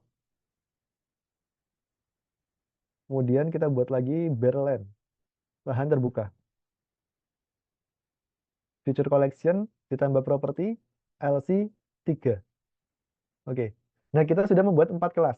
Water, vegetation, build up, Berland. Nah, untuk mensamplingnya, seperti tadi, kita pilih dulu kelasnya. Misal mau mensampling water, pilih kelasnya. Kemudian karena kita poin dulu ya, kita contohin yang poin di kayak gini. Nah, kalau misal ada yang salah nih, wah, salah nih. Harusnya ini kelas sampel kelas air. Kemudian bisa langsung pilih yang stop drawing, kemudian ini tombol ini ya, icon tangan, diklik aja. Bisa dihapus, di delete, atau digeser. Oke, jadi bisa dihapus atau digeser. Oke, jangan lupa di save ya, di save. Oke, jangan lupa di save. Oke ya. Nah, itu untuk water, vegetasi juga sama. Teman-teman silakan pilih yang vegetasi seperti ini misal, dan build up juga sama seperti itu, dan barrelland juga sama. Barrelland juga sama. Ini misal barrelland ya. Ini lahan terbuka. Oke, seperti itu ya. Itu untuk yang poin. Untuk yang poin. Nah, saya coba lengkapin dulu. Ini untuk yang poin. Nah, teman-teman silahkan mempraktekkan sendiri dan buat silahkan masing-masing sekitar 50 training sampel di area kajian teman-teman saja. Area kajian jangan terlalu besar, sebagai contoh aja lah, jangan terlalu besar, kecil aja seperti ini, contohnya kecil. Itu buat PR ya, karena apa namanya? Hari besok, hari Minggu ini kita akan mempraktekkan supervised learning. Jadi ini hanya untuk pengambilan sampel aja sebagai contoh. Nah, itu untuk pengambilan sampel titik ya, poin. Nah, bagaimana untuk pengambilan sampel area? Itu sama saja prinsipnya. Kita klik new layer, misal ini kita kalau misal area-area semua ya, poin-poin semua, area-area semua. Perlu diingat ya, poin-poin semua, area-area semua. Oke? Kita ganti di sini, misal kita water area, feature collection, LC kita tentukan 0. Sama kayak tadi ya, ini sebagai contoh saja. Nah, water area, kalau misalnya teman-teman mau area, itu tinggal klik di sini teman-teman. Klik di sini, set. Misalnya kita matiin dulu semuanya biar gampang. Nah, klik yang area ataupun yang ini, di zoom in, nanti digambar saja areanya. Nah, ini dalam satu poligon ini, itu kan ada beberapa pixel. Nah, di dalam beberapa pixel itu, dia nanti akan, apa namanya, akan semua pixel yang ada di dalam poligon ini, dia akan menjadi training sample. Jadi seperti itu untuk yang area. Oke. Untuk yang point tadi tinggal diklik point, terus pilih-pilih-pilih. Yang area tinggal diklik area, terus kita bikin sampelnya. Oke ya. Kita hapus saja yang area. Kita akan fokus ke point dulu ya. Nah, setelah itu, kan kita sudah berhasil membuat beberapa training sampel nih. Ini contoh saja ya. Saya akan hanya menjelaskan contoh. Jadi PR-nya teman-teman ingat, silakan buat land cover training sampel 4 kelas saja, tubuh air, vegetasi, build up, dan barland di lokasi kajian teman-teman. Jangan terlalu besar, kecil-kecil saja sebagai contoh. Oke. Setelah itu silakan sampling sekitar 50 atau 45, silakan. Karena areanya kecil ya, silakan sampling saja, kecil-kecil saja, jangan terlalu besar. Oke. Setelah itu, di sini kita akan menggabungkan semua sampel dan menghitung total sampel yang telah kita buat. Oke ya. Itu bagaimana caranya? Caranya seperti ini. Yang tadi line 36 sampai line 76 teman-teman copy paste di sini di lembar kerja baru teman-teman. Nah, kan kita tadi sudah membuat beberapa sampel. Yang pertama kita ingin menggabungkan semua sampelnya menjadi satu poligon atau menjadi satu variabel. Istilahnya seperti itu, menjadi satu variabel. Nah, kan setiap sampel itu kan tadi punya yang namanya future collection property. Jadi kan ada properti LC. Ada yang water itu 0, kemudian vegetasi itu 1, dan lain sebagainya. Oke? Nah, oke, nah yang pertama kita akan memerge-nya semua training sample kita. Kita akan memerge, kita membuat variabel baru, sample class atau training sample kita tadi sama dengan water kelas pertama di merge dengan kelas kedua dan seterusnya sampai merge. Ini sebenarnya kayak gini ya. Ini bisa kayak gini. Nah, kayak gini bisa. Oke. Nah, dot merge, berland, build up dan vegetasi. Nah, ini dia akan kalau kita print ya, dia akan merge semua data atau semua sampel yang telah kita buat. Ini saya matikan dulu ya. Ini contoh. Ini saya matikan block control slice. Nah, kita lihat di sini di feature collection ada kolomnya ada 2 properties, kemudian listnya ada 22 elemen. Kalau teman-teman bisa tambahkan di sini. Kolom itu ada 2 properties, dia ada LC land cover propertiesnya, integer itunya apa namanya? Tipe datanya integer yaitu 0, 1, 2 dan 3. Oke ya. Ini berarti kita sudah berhasil menggabungkan seluruh sampel kita. Kemudian kita nyalakan lagi. Nah, kemudian line berapa ini? Line 39 sampai line 68 itu nanti perhitungan total sampel ya. Nah, pertama line 40 ini, line 41 42. Bentar, saya copy yang awal aja biar tidak bingung line-line-nya. 30. Nah, di line 42 sampai line 46 itu kita akan menghitung total training sample secara keseluruhan. Tapi belum di print, oke? Caranya gimana? Kita bisa menggunakan dot sample region. Nah, dot sample region itu kita membuat total sampel Sentinel-2. Kan Sentinel-2 tadi sudah kita pilih ya. Ada beberapa band di sini. Band 2, 3, 4, 8, 11, 12. Nah, kita ingin mengambil nilai pixel dari masing-masing band tersebut berdasarkan posisi sampel kelas kita. Nah, itu nanti yang ada sampel region di sini, oke? Jadi kita mengambil nilai pixel setiap band di data kita, yaitu data Sentinel-2, yaitu berdasarkan nilai koleksi sampel kelas kita. Kemudian propertiesnya LC, oke? Nah, kemudian kita pakai random column, random. Oke, kalau kita print ya, coba kita print ya. Tot sampel di print. Oke, di sini total sampel. Nah, di sini feature collection ada 22. 22 feature collection di sini.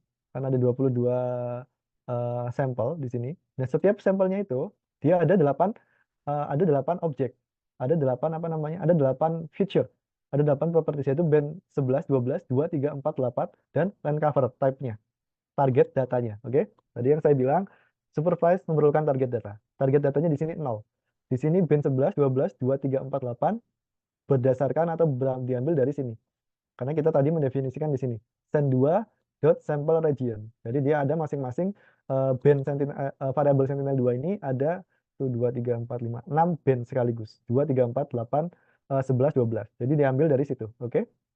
Nah, itu kita sudah berhasil membuat yang namanya apa namanya? Sampel region dari total sampel kita. Nah, terus kemudian kita akan mencoba menghitung keseluruhan total sampel air, total sampel vegetasi, total sampel build up, dan total sampel berland. Caranya seperti apa? Sama seperti tadi yang total sampel, prinsipnya sama, tapi koleksinya saja yang diubah. Koleksinya itu water, yang air, kemudian koleksinya vegetation, yang total vegetation, kemudian koleksinya build up, yang total build up area, kemudian koleksinya barrelland di sini, yang barrelland. Oke. Nah, kemudian kita akan print semuanya masing-masing kelas dan juga total sampelnya. Nah, karena kalau teman-teman bisa lihat di sini tadi, kalau kita print biasa kan hasilnya dia list, dia hasilnya feature collection seperti ini, dua-dua elemen satu kolom. Sedangkan kita ingin tahunya itu berapa toh jumlah total sampelnya, berapa toh jumlah total sampel water, berapa toh jumlah total vegetasi, build up dan barrelland dan lain sebagainya. Oh,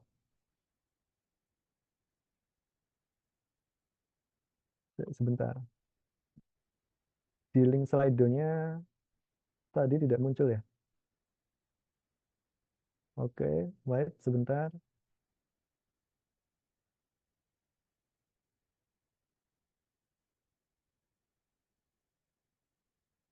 Oh, ternyata ada banyak pertanyaan ya. Sorry ya. Tadi, oh, oke. Saya jawab. Oke, saya selesaikan yang ini dulu ya. Nanti saya akan jawab yang di sini. Mohon maaf ya. Tadi ternyata di slide saya tidak muncul apa-apa. Ternyata di sini ada. Oke. Saya selesaikan di sini dulu ya. Print total sample and total sample aggregate count itu digunakan untuk apa namanya menghitung total dari datanya, total dari data atau total dari ini collectionnya. Jadi kalau misal kita aggregate count total sample itu kita menghitung semua data di total sample. Kemudian dot all itu semuanya. Oke, itu sama berlaku untuk water, vegetation, build up dan berland. Oke, dan ketika kita run di sini, nah, total sampel N sama dengan 22. Berarti kita sudah membuat 22 sampel, 13 yang vegetasi, kemudian yang build up 3, dan yang berland 3. Oke ya. Oke, saya masuk ke pertanyaan Slido. Mohon maaf tadi di Slido saya tidak ada pertanyaan, tapi ternyata di sini ada, berarti salah buka link ya. Mohon maaf ya. Oke, yang pertama di sini pas di awal tadi ya. Maaf Kak, tempat saya baris kedua, map the center terhighlight warna merah. Bagaimana ya? Mungkin yang ini mungkin yang pertama yang ini ya, map center object EOI-nya terhighlight warna merah, mungkin EOI-nya belum didefinisikan. Jadi teman-teman harus mendefinisikan EOI-nya terlebih dahulu di sini. Teman-teman bisa membuat sendiri sini, klik kemudian buat di sini. Kemudian jangan lupa, oh salah. Maaf. Nah, buat baru ya. Ups.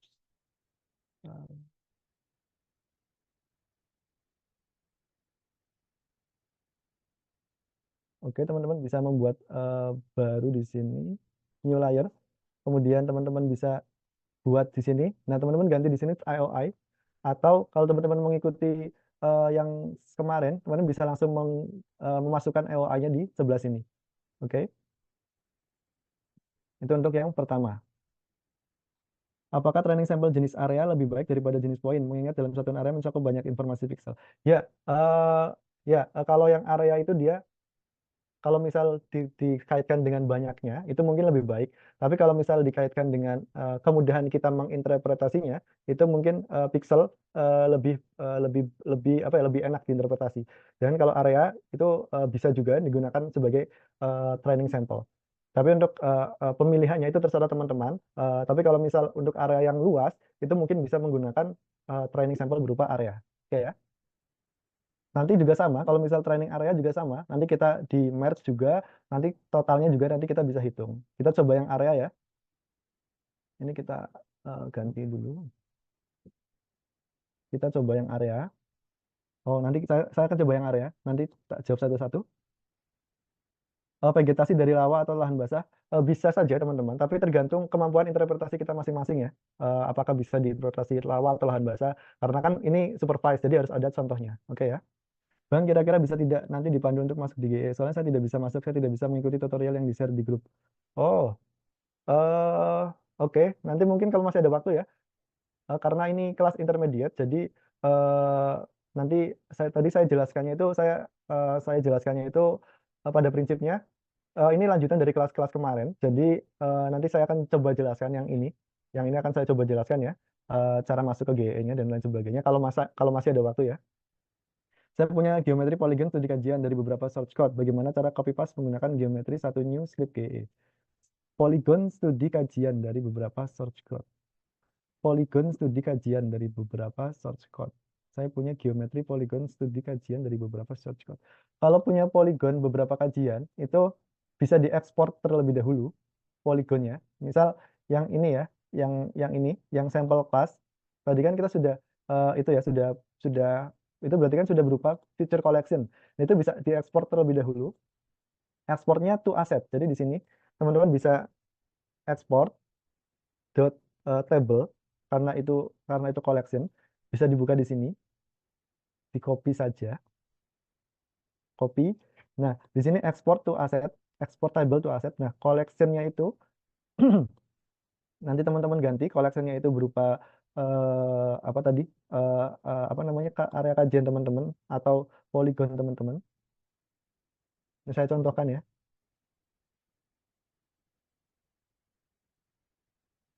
Saya contohkan di sini.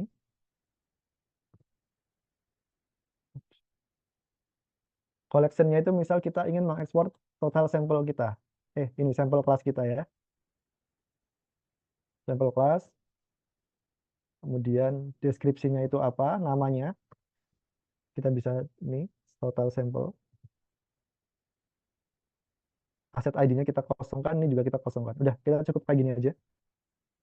Kita ekspor dulu ya. Kita ekspor dulu asetnya. Ini menjawab pertanyaan ini ya. Kalau punya polygon geometri di banyak source code, gimana cara menampilkannya di source code lain ya. Kita ekspor dulu geometrinya di task ini, kemudian kita klik run, kemudian kita run dulu, kita ekspor dulu. Oke? Kita ekspor dulu, run, dan nanti kan masuknya ke aset kita. Masuk ke aset kita sini kan, masuknya nanti. Nah, setelah masuk ke aset kita bisa panggil yang dari aset kita itu di lembar kerja lain. Misal kita punya lembar kerja baru yang ini. Gimana caranya? Misal kita buat variabel total sampel sama dengan kita bisa pakai ii.future collection. ii.future collection. Nah, nanti kalau teman-teman ini sudah selesai, ini ini sudah selesai, oke. Kalau teman-teman ini sudah selesai, ini kan belum selesai nih. Ini kan kita ekspor ke aset. Nanti kan akan muncul di aset sini. Akan muncul di aset sini. Nah, ini total sampel kita masukkan di sini. Ini kita buka dulu. ID-nya ini kita copy. ID-nya kita copy. Oke, kita copy ID-nya. Paste di sini. Oke. Nah, ini kita sudah berhasil membuka polygon dari sumber lain ke source code baru kita. Oke, seperti itu. Kita bisa map.add layer ya. Map.add layer total sampel. Kita run. Mana tadi? Nah, sudah ya, sudah masuk ke ini polygon kita sudah masuk ke lembar kerja yang baru di sini ya. Oke, seperti itu ya jawabannya. Mas, untuk mendeteksi kelembaban tanah sebaiknya pakai sensor apa untuk area satu provinsi, tapi jangan punya, tapi juga pengennya yang resolusi tinggi biar akurat. Terima kasih. Kalau kelembaban mungkin lebih tepat Landsat ya, karena dia punya sensor thermal. Jadi teman-teman bisa pakai thermal. Kalau misal kelembaban tanah mungkin yang paling utama itu sebenarnya SWIR, short wave infrared. Itu kan karena dia SWIR itu bisa mengetahui nilai piksel kadar air atau kandungan air di suatu vegetasi.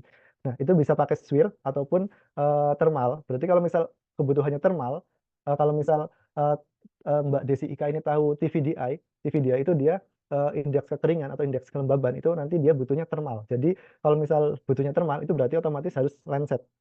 Itu yang resolusinya paling bagus, yang thermal itu Landsat. Tapi kalau butuhnya cuma SWIR, itu Sentinel-2 masih bisa digunakan satu provinsi apabila provinsinya tidak terlalu besar atau tidak terlalu luas. Tapi mungkin kalau satu provinsi itu Landsat lebih bagus, lebih ya lebih dianjurkan lah karena dia punya thermal dan punya SWIR, kemudian datanya juga mungkin lebih banyak kalau misal analisis time series. Oke ya. Kemudian mengimpor data klasifikasi kita yang kita miliki dari file offline ke GE. Nah, itu kalau impornya raster itu bisa kita new, geotype, select, kemudian pilih rasternya. Misal ini ya, raster. Oke, contoh export image raster, tinggal kita di upload di sini. Nah, kalau berupa save file, itu new save file. Terus di select save filenya. Oke ya. Kemudian untuk memasukkan datanya ke sini, tinggal masuk ke sini, import into script. Import into script, baik itu raster ataupun vektor sama, import into script. Oke, ini, ini ada di materi sebelum ini. Oke. Kalau ini, kalau yang menggunakan ESA tanpa memiliki EQ mangrove, apakah tertampil semua informasi? Itu bisa sebenarnya, tapi perlu scripting yang lebih jauh. Jadi masing-masing datanya itu harus diambil per kelasnya. Misal kelas apa, kelas apa, kelas apa, kelas apa. Nanti baru ditampilkan time chartnya. Sebenarnya bisa, tapi lebih lebih ribet lah istilahnya, pengskripkannya. Sedangkan di sini saya hanya memberikan contoh. Fungsi reducer itu sebenarnya untuk apa? Konsepnya saya masih bingung. Nah, reducer itu sebenarnya dia meredus atau misal reducer.min. Kan berarti reducer.min dia itu meredus atau yang namanya jadi jadi kan kita punya poligon nih. Misal poligonnya kayak gini. Nah, semua pixel yang ada di dalam poligon itu digunakan sebagai perhitungan nilai rata-rata. Kalau misal reducer.min. Jadi dia meredus atau mengambil semua nilai pixel value kemudian dihitung nilai rata-ratanya. Seperti itu.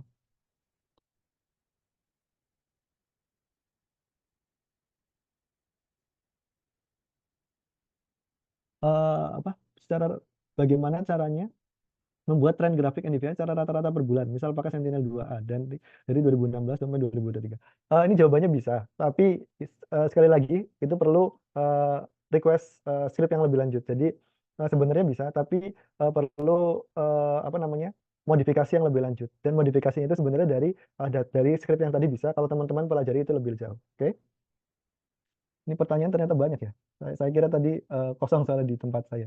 Kemudian izin bertanya, kenapa ketika dipakai di tempat berbeda tidak keluar datanya? Apa karena data tidak tersedia? Ya, kemungkinan besar data tidak tersedia atau tutupan awannya terlalu banyak di data tersebut. Seperti itu. Jadi teman-teman harus memilih tempat yang mungkin karena ini citra optik ya, jadi terbatas awan. Jadi kalau misal awannya memang tutupannya banyak, itu kemungkinan besar datanya tidak tersedia. Time series chart land use untuk 5 tahun. Secara teori, secara konsep sama seperti tadi. Secara konsep sama seperti tadi, tapi sekali lagi butuh modifikasi yang lebih lanjut ya dari chart tadi. Jadi saya memberikan contohnya saja yang tadi seperti seperti chart yang tadi ini kan 1 tahun.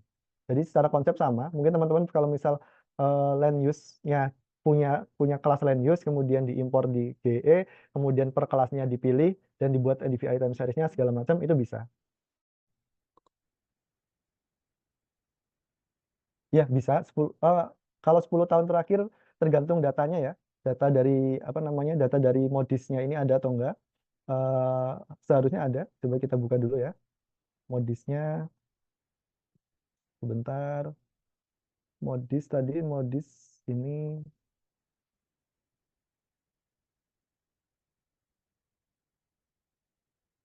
teman-teman bisa cek di sini ya. Setiap data itu punya dataset availability. Jadi yang modis ini dari tahun 2000 sampai 2024 bulan 2, berarti sampai sekarang ya. Jadi kalau misalnya analisis 10 tahun gunakan ini karena tahun 2000 sampai 2024. Oke, ini sudah. Chartnya dapat diekspor. Tadi kayak gini ya. Ini kan tadi yang chart itu yang ini ya. Bukan. Tadi mana yang chart?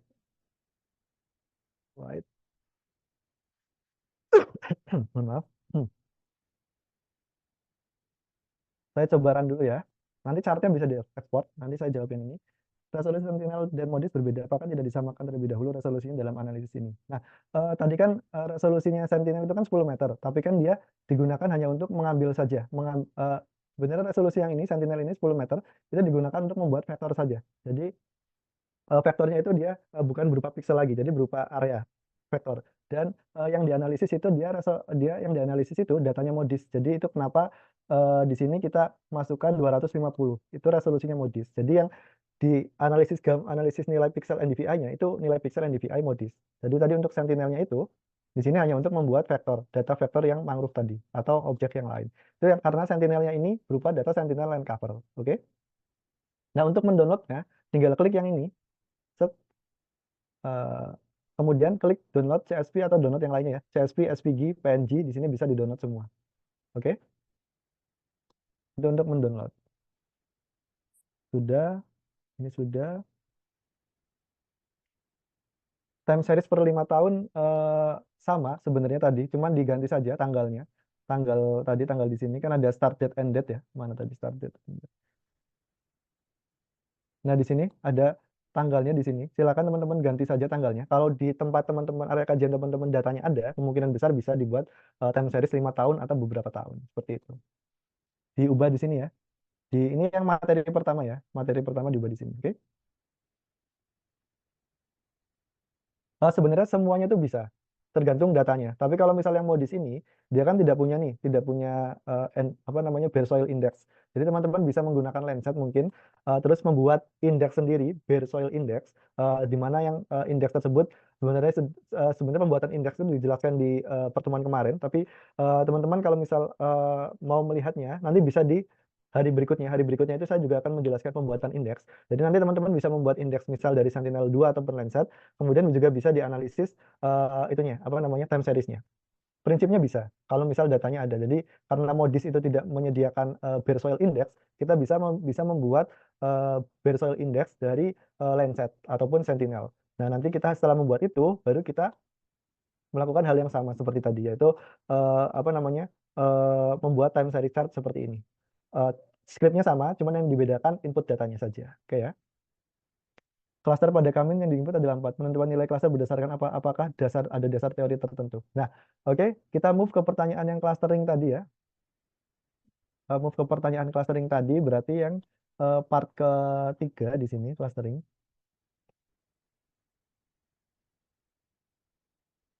Oke, nah untuk penentuan jumlah klaster itu sebenarnya tidak ada dasarnya, tidak ada dasar tertentu. Jadi kalau misal teman-teman hanya ingin 2 klaster atau berarti tergantung area kajian teman-teman. Jadi kalau misal interpretasi pertama teman-teman itu ternyata ada 4 kemungkinan besar ada 4 penutup lahan, maka kemungkinan besar ada 4 klaster yang akan terbentuk. Jadi itu berdasarkan area kajian teman-teman dan analisis awal teman-teman seperti itu. Dasar apa yang digunakan untuk menentukan band-band yang diselect? Nah, untuk band-band yang diselect itu sebenarnya tergantung apa yang ingin diklasifikasikan. Misalnya kalau misalnya klasifikasi mangrove, berarti kita juga bisa membuat indeks mangrove sebagai band yang diselect. Tapi kalau penutup lahan secara general, mungkin band 2, blue, green, red itu pasti masuk ya. NIR dan SWIR 1, SWIR 2 itu pasti masuk juga. Karena band NIR itu kan dia peka terhadap vegetasi. Kemudian SWIR 1, SWIR 2 itu peka terhadap kelembaban vegetasi. Jadi selecting bandnya itu mungkin band yang paling utama itu blue, green, red, NIR. Sedangkan yang lainnya itu tambahan seperti itu. Data citra yang bebas dari awan itu apa bisa dikonvert ke AutoCAD? Untuk data saya menerapkan gambar kontur bisa. Nanti kita ekspor, bisa diekspor ya. Nanti saya tunjukkan ekspornya. Sebenarnya ini sudah sama seperti yang di sini. Untuk ekspor, oke, saya akan coba ya. Tadi yang di sini ya, GE yang link di sini. Mana ya tadi? Ini ya. Oke, kita run. Nah, teman-teman, kalau mau mengekspor datanya, itu bisa seperti ini. Kan di sini sudah disediakan export.image to drive, image.2 send to, GeoSoftware, unsupervised S2, description-nya. Jadi di sini teman-teman bisa mengekspor datanya. Kan kita data yang bebas awan itu send to, di sini kan. Send to itu data yang bebas awan. Jadi teman-teman bisa mengekspor datanya dengan menggunakan function export.image to drive. Oke? Image-nya send to di sini, foldernya di sini GeoSoftware. Ini nama folder teman-teman sendiri, nama folder di Google Drive. Karena ini nanti ekspornya akan di Google Drive. Kemudian kita klik run saja. Dan yang perlu diingat, yang diubah itu yang ini ya. Nama image-nya apa? Ini kan send to. Ini Kamin result itu dia akan mengekspor hasil Kaminnya, hasil ininya, hasil resultnya. Kemudian scale-nya itu resolusi spasialnya. Nah, kemudian teman-teman tinggal klik di sini. Run, klik run di sini, kemudian klik run. Nah, nanti itu akan terekspor sebagai TIFF, .tif, file TIFF. Oke? Misal ini ya. Saya sudah pernah mengekspornya. Sebentar. Nah, saya sudah pernah mengekspornya. Nah, yang diekspor itu nanti dia berupa TIFF, file TIFF ya. Misal eh, misal ini contoh ekspor, ini berupa file .tif. Nah, file .tif ini teman-teman bisa buka di QGIS, ArcGIS dan sebagainya. Scale pada Kamin clustering. Nah, scale itu di Kamin clustering ini, scale ini berupa resolusi spasial data inputnya. Jadi karena kita Sentinel-2, resolusi spasialnya adalah 10. Kalau misalnya Landsat, resolusi spasialnya adalah 30, seperti itu.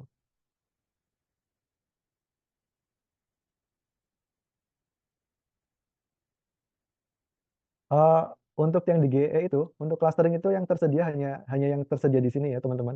Jadi misal clustering, kita coba clustering di sini.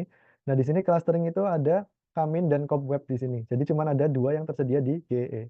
Oke. Jadi terbatas juga ya, terbatas. Jadi tapi kalau misal pakai Python itu pernah, tapi kalau GE itu karena GE itu terbatas di sini di algoritma yang ada di docs sini, kecuali kita mau membuat function baru untuk algoritma tersebut, itu hanya Kamin dan juga Cobweb. Kalau misal di Python mungkin bisa pakai scikit-learn kalau misal teman-teman tahu ya. Oke. Ya, nanti kita akan split datanya sebagai training dan juga data validasi. Nanti kita akan split, nanti saya akan jelaskan juga, saya belum sampai situ, oke. Nanti ini akan kita split ya, datanya dari training dan juga data validasi.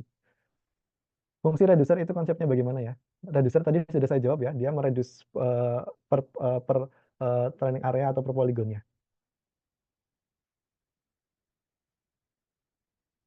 Tadi sudah saya jawab juga, yang point dan polygon itu perbedaannya kalau misal point itu satu point satu pixel value, polygon itu satu polygon mungkin bisa terdiri dari beberapa pixel value. Lebih baik yang mana mungkin kalau luasannya luas dan juga teman-teman butuh cepat, itu polygon lebih bagus. Tapi kalau misal luasannya tidak terlalu luas dan juga teman-teman butuh tingkat presisi, itu point lebih bagus seperti itu. Ya, perhitungan jumlah sampel ada, yang dianggap mewakili tiap line cover itu ada. Nanti saya akan jelaskan di pertemuan selanjutnya di hari berikutnya, hari Minggu.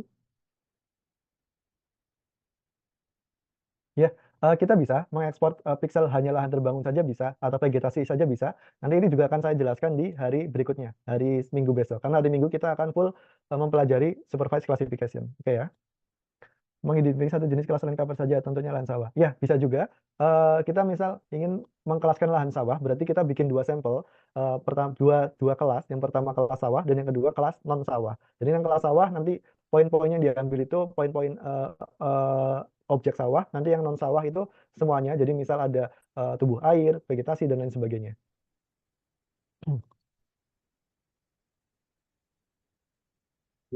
Untuk parameter supervised learning di GE, bisakah untuk parameter temporal seperti NDVI per bulan atau citra tadi?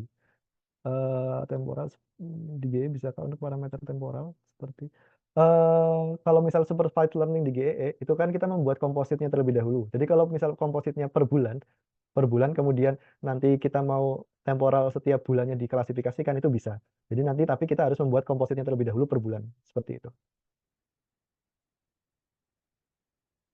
Bisa saja sebenarnya. Ini bisa saja. Tergantung kualitas interpretasi visual kita.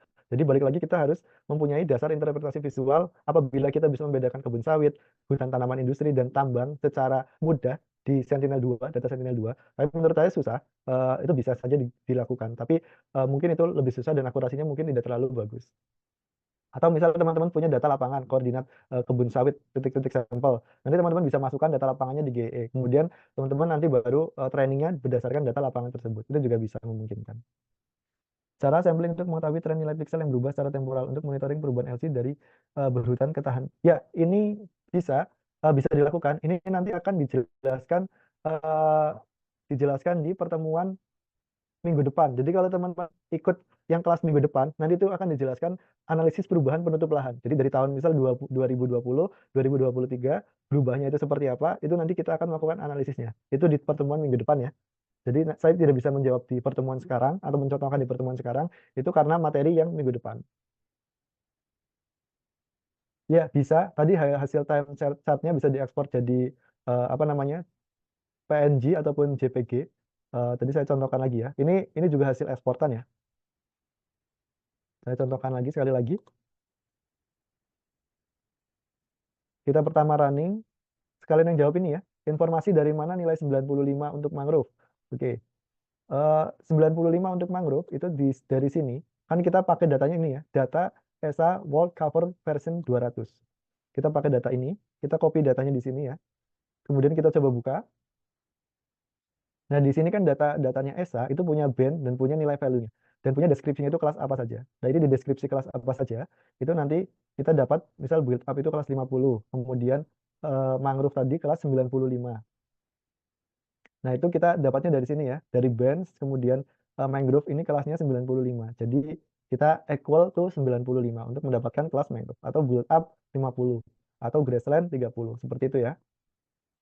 Kemudian tadi untuk downloadnya, itu tinggal teman-teman buka di sini, kemudian klik yang ini loh, klik yang ini di timestamp chartnya, klik yang ini, set, kemudian tinggal download SVG atau PNG. Jadi bisa di-download di download di tempat teman masing-masing. Oke. Nah, yang ini saya akan merangkum pertemuan yang ini di akhir sesi ya. Jadi saya masih punya satu materi, ini materi terakhir ya. Saya untuk menyelesaikan materi terlebih dahulu. Materi yang terakhir itu adalah akurasi assessment. Nah, di akurasi assessment ini, di penginderaan jauh, land cover mapping, atau biasanya land cover land use mapping, ada beberapa akurasi assessment yang biasa digunakan. Pertama itu ada overall akurasi. Overall akurasi itu akurasi secara keseluruhan, berapa sampel yang dikategorikan sebagai hasil yang benar atau hasil prediksi yang benar. Kemudian ada producer akurasi, itu bagaimana hasil dari klasifikasinya mempredik benar setiap kelas, kemudian itu berkaitan dengan recall kalau teman-teman di data science, kemudian user akurasi itu seberapa benarkah hasil prediksinya pada setiap kelas, itu berkaitan dengan precision, kemudian ada kappa score atau kappa coefficient, itu seberapa akuratkah klasifikasi tersebut di-compare atau dibandingkan dengan random distribusinya. Jadi kappa coefficient itu berkaitan dengan distribusi randomnya. Kemudian F1 score itu mean rata-rata dari precision atau user accuracy dan recall dari producer accuracy. Nah, ini nanti contoh dari confusion metric. Jadi di confusion metric itu ada reference data reference-nya, dan predicted data. Nah, nanti kita akan coba melakukan confusion metric ini di GE. Jadi nanti kita bisa mengetahui, misal di sini ada 3 kelas ya, non-mangrove, intake mangrove, degrade mangrove. Ini sebagai contoh saja. Itu nanti ada misal yang non-mangrove ke mangrove, yang benar itu 499, sedangkan yang salah itu 1. Dan nanti kita bisa hitung producer akurasi, user akurasi, overall akurasi, dan kappa score-nya di GE itu sendiri. Oke? Nah, itu nanti lengkapnya gimana? Itu lengkapnya nanti di pertemuan selanjutnya. Oke? Nah, ini kita contohkan saja. Yang kelima, silakan teman-teman buka. Halo.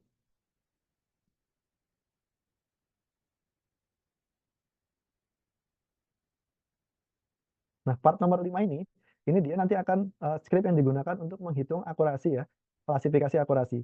Jadi kita akan menggunakan modul ii.classifier confusion matrix di sini.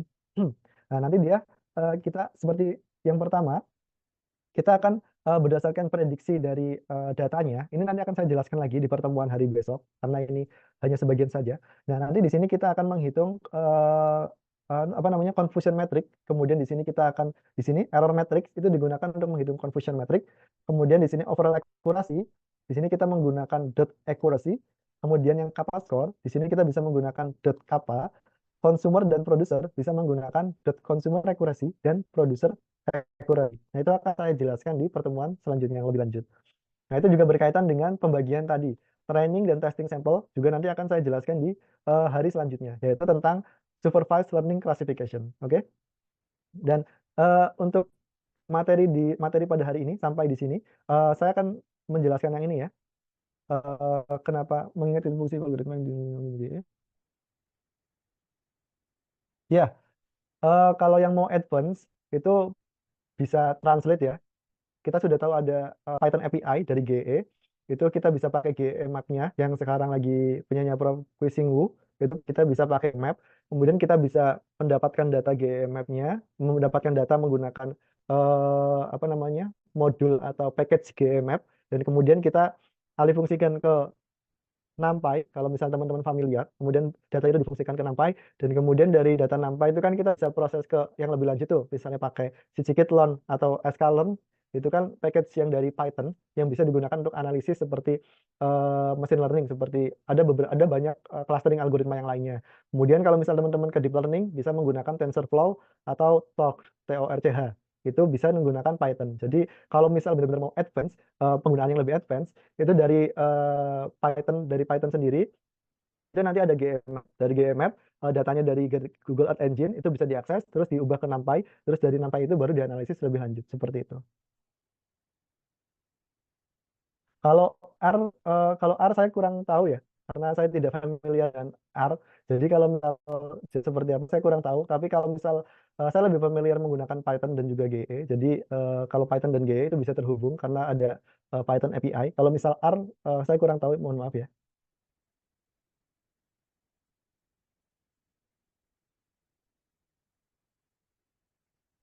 Eh, Kalau referensi tentang GRS API, saya belum pernah pakai buat menghubungkannya langsung dengan aplikasi web. Tapi kalau misal aplikasi web, saya biasanya menggunakan ini, Pak, apa namanya, Art Engine Apps di sini.